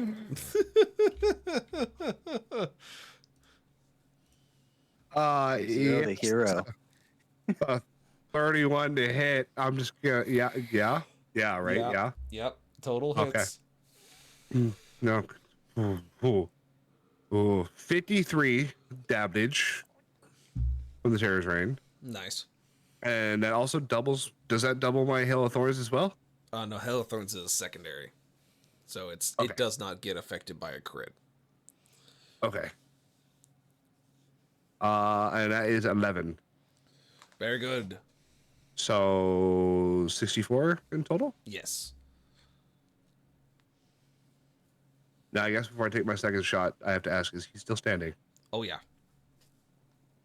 Oh yeah. Oh Jesus. Okay. Oh yeah. God damn. Oh yeah.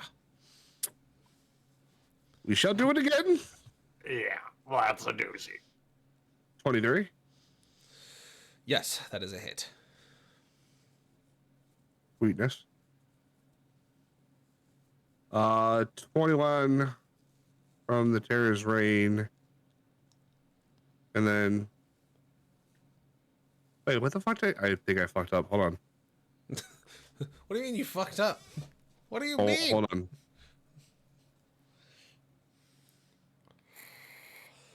Okay, no, I was right. All right, never mind. All right. I Good. thought I rolled Hail of Thorns at like first level, but Nah, very good. Yes. and 16 with that as well. Very good. So he's still up. It's the Heavy's turn, and he's just kind of sitting there with his back to y'all. He ain't doing much. So he just kind of stands there. Bring ourselves to Common 2. Common 2 is going to approach menacingly. Motherfucker just took 91 points of damage and is still just like, yeah, okay. Yeah. Son of a bitch. Like, you can definitely see that you punched some holes in him. But he's just kind of there still.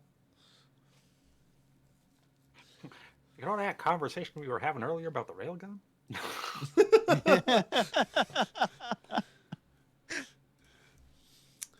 I might look into it after this.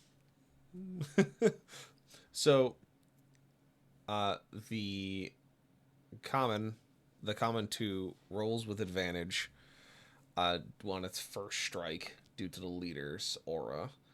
So first one is a 24 to hit.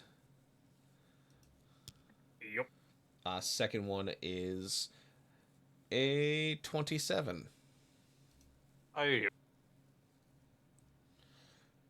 So at that point, we're going to do some damage. Hiya!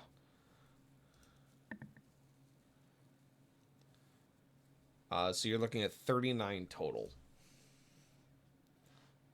39 slashing, if that means anything.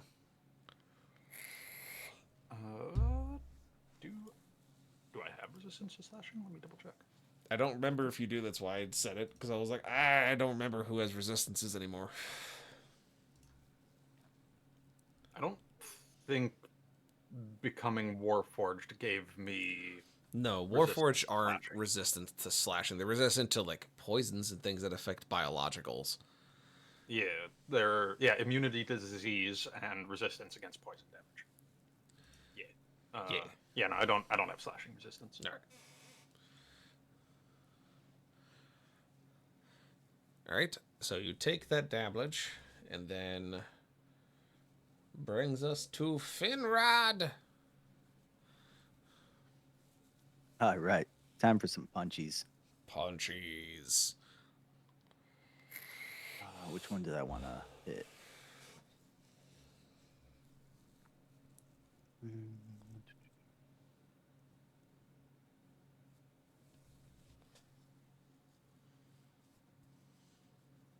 This one.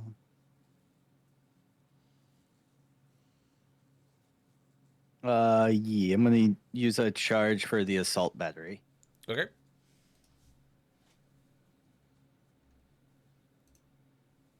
And then I'm gonna come up at. Let's see.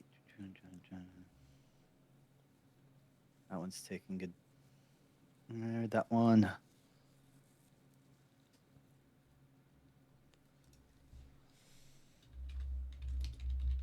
So this one's not in combat. I'm gonna go out this one.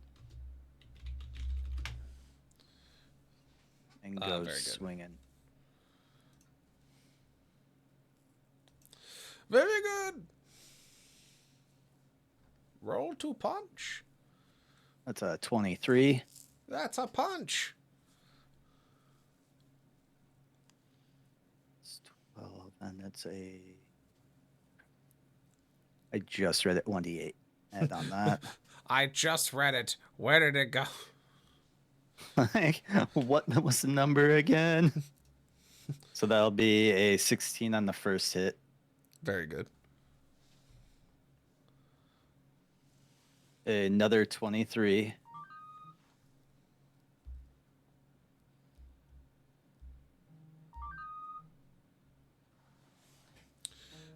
All right. A 15 on the second hit. That is not a hit. It was another 23 to hit. And Oh, that'll be no, 15 23 damage. hit at 15 damage. Okay, yes. That is fine.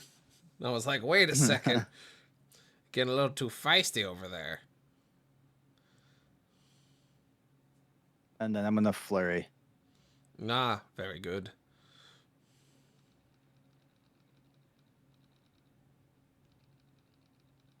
Well, that's going to be one miss. Oof.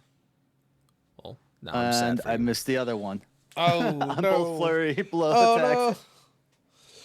no. Yeah, it's fine. You'll be fine. All right. Dealt some good damage. Brings us to the leader. When he looks upon the three of you, looks at Rage, looks at the holes in his chest, looks at his commons and the heavy that has defied him. And as he stares at all three of you, he goes to raise the staff once more to cast something, but is all of a sudden stopped, and the staff returns to its position at its side. He seems to stand extremely still. Even the rest of the soldiers, the commons, all from their combat stance that they are in, go almost disconnected. Almost like they've been put on pause for their thinking.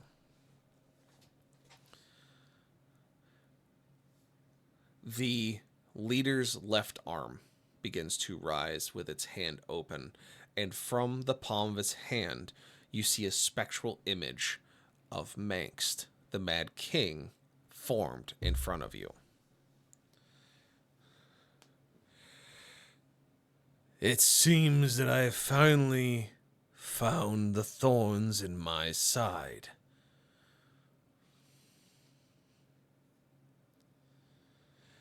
Do not be afraid of speaking. The soldiers that stand next to you are in stasis for the moment. I do not wish our conversation to be interrupted by something as minuscule as them trying to deal with you. It was a neat trick that was pulled when I first found you back at the Silverthorn Keep. Thurlby did a nice job of keeping you away. But it seems that I finally have found you in my sights again.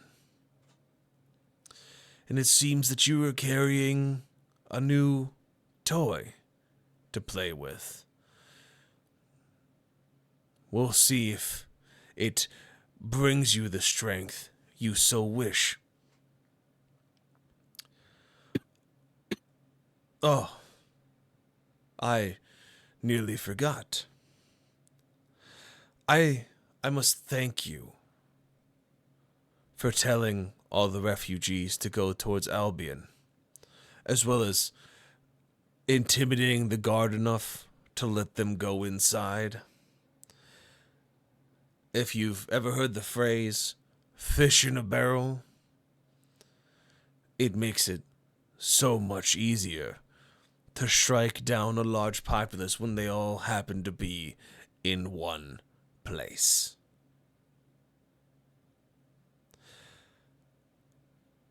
I'll leave you with a choice. We'll see how you fare against having this kind of weight on your shoulders.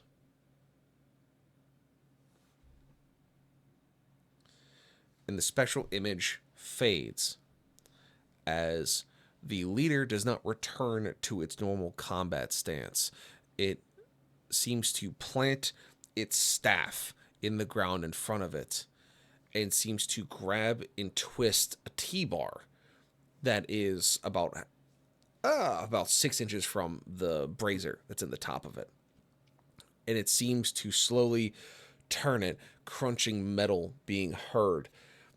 After a few rotations, it pulls it down as the brazier opens, and you see a blue and green ball of flame begin to rise up into the sky above you. About 10, 15 feet above the head of the leader. As it does, you see the leader takes almost a kneeled pose, both hands still gripping the T-bar, holding it down, as the commons have not exited their stasis and simply stare at you with empty golden eyes. But as that ball of fire seems to sit above you, it seems to call for something. Those of you sensitive to the arcane, those who have worked with magic or have magical items on their person, would begin to feel almost a magnetic pull being derived from this post. As the scene that played over Saint's Welcome begins to play once more above Albion, as a streak of light of blue-green hue begins to run laps across the sky and eventually sit above the city. And you can tell that whatever the leader is doing is telling that massive strike of magical, deadly, arcane energy to strike the city in its full capacity. And so you seem to be at a choice, like the Mad King said. Do you go and try to evacuate the city? Or do you try to finish this fight here and hope that you can defeat them in time so that the Spear of Ruin doesn't fall?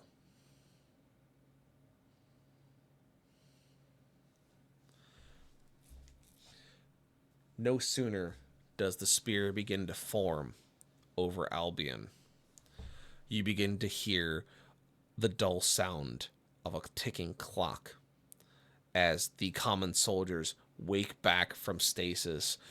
And as you turn, you see the heavy soldier has looked over his shoulder and seen what is happening. As now his interest is piqued, he seems that he may enter the fray.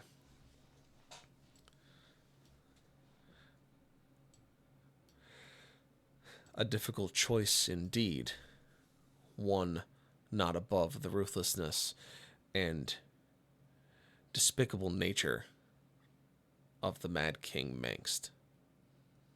And that is where we end our session.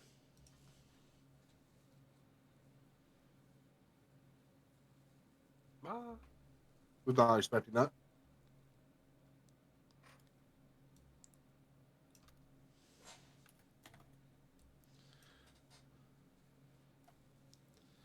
Yep. So, the next scene that we will have, you will be on a timer.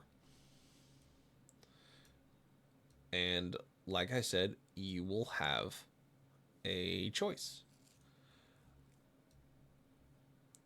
Either try and defeat the creatures you see in front of you and try to stop whatever the leader is doing from becoming fulfilled, or try and get the refugees and other members of the city to safety and possibly risk losing what you were there for.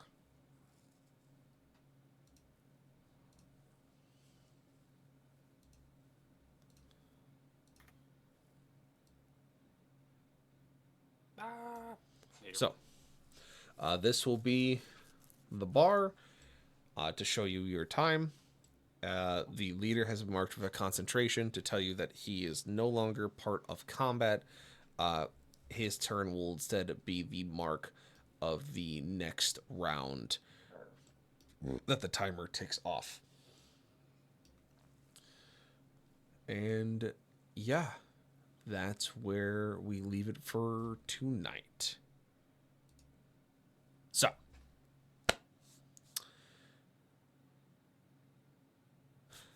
favorite moments. Do a little breakdown, a little shaky bake.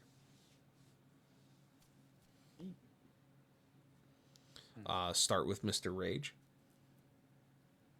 How much HP does that fucking thing have? Like, my goodness. He is in line HP wise with the Wardens, and the Wardens have 180. Oh, I mean, at least I covered my half. Roughly. You have to remember, you guys are like level 10, 11, so you're fighting some pretty heavy damage sponges now. Yeah. So it's definitely going to be one of those things of where sometimes brute force is not the way forward, essentially. Yep. But yeah. Oh, what else you got, Mr. Rage? Habanero chili. That was a really good one. That was fantastic. That was a very good one. A good one, if you will. Yeah. Yeah, that's what I got. I mean, I guess calling that there were more people, like, as it happened. Called it, and then just fucking roll me deck save. Shit! Nah!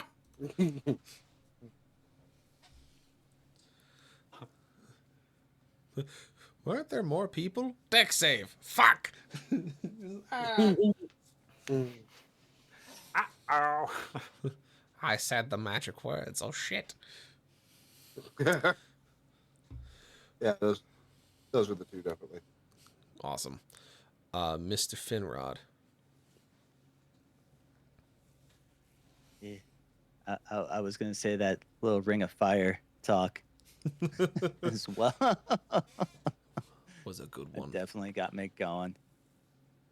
And I liked how the scene played out with saving at least the mother and the child. Yes. Done good. Oh, yeah, that was a good one, too. I don't know why I didn't think of that. It was a good one.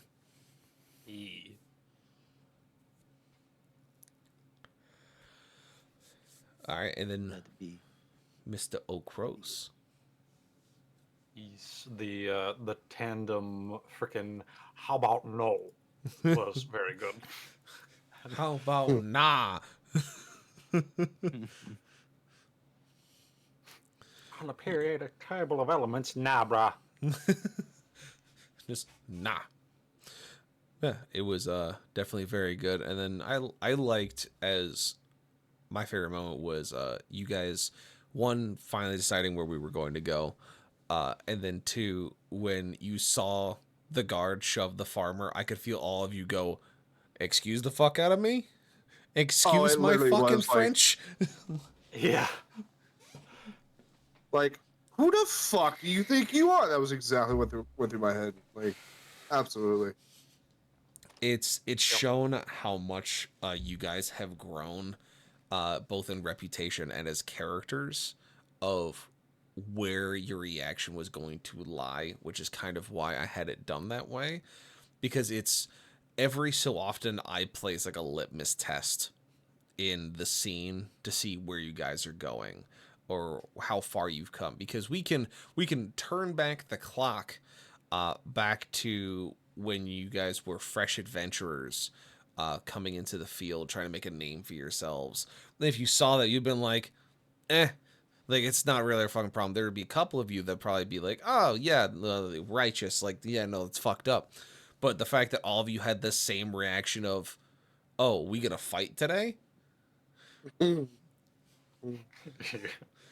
It's just like, it's shown how you guys have kind of hit the same wavelength and are like, yeah, no, we've kind of picked up the title of Defenders of the Realm. Like, that's our job. That's what we're here for, and we're gonna make it happen. Also, who the fuck you think you are, you fucking guard? You want to get See crumpled? this right here? This right here? That's a part of the realm. We're defenders of the realm. That ground you're standing What you on? doing? That ground you're standing on? Part of the realm. That person? Part of the realm. Your ass is gonna be out of this realm in a second. Yep. Kinky. I mean, potatoes. But yeah, it's I love putting those kind of litmus tests in to kind of gauge where you guys are going, because I want you to also see it from a player and character perspective of how far you guys have come and how your characters have changed, because you can see how, you know, Rage the Ranger originally was like very distant and very sarcastic and didn't really want to deal with shit and was kind of like, I'm here to do a job. My job is to make money.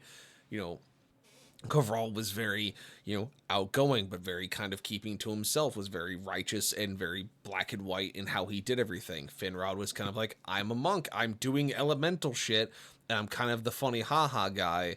And then you all had kind of these same experiences where, oh, we gotta like actually put gears to bricks. Like, we gotta actually do this. And you start getting handing L's. And you kind of took it, we're like, all right, no, fuck this. Like, we gotta get ourselves together and really come out of this. And you've just accelerated your growth, which is awesome to see from an RP perspective, because it's just not super often you see characters just finally click and go, we're in this, destiny is called, and we have to answer, and we're going to answer with the warhammer that we've stolen. Like, just yes. By the power of Grayskull. Wait. Wait, wrong franchise. By the power of me! By the power of me! Go fuck yourself!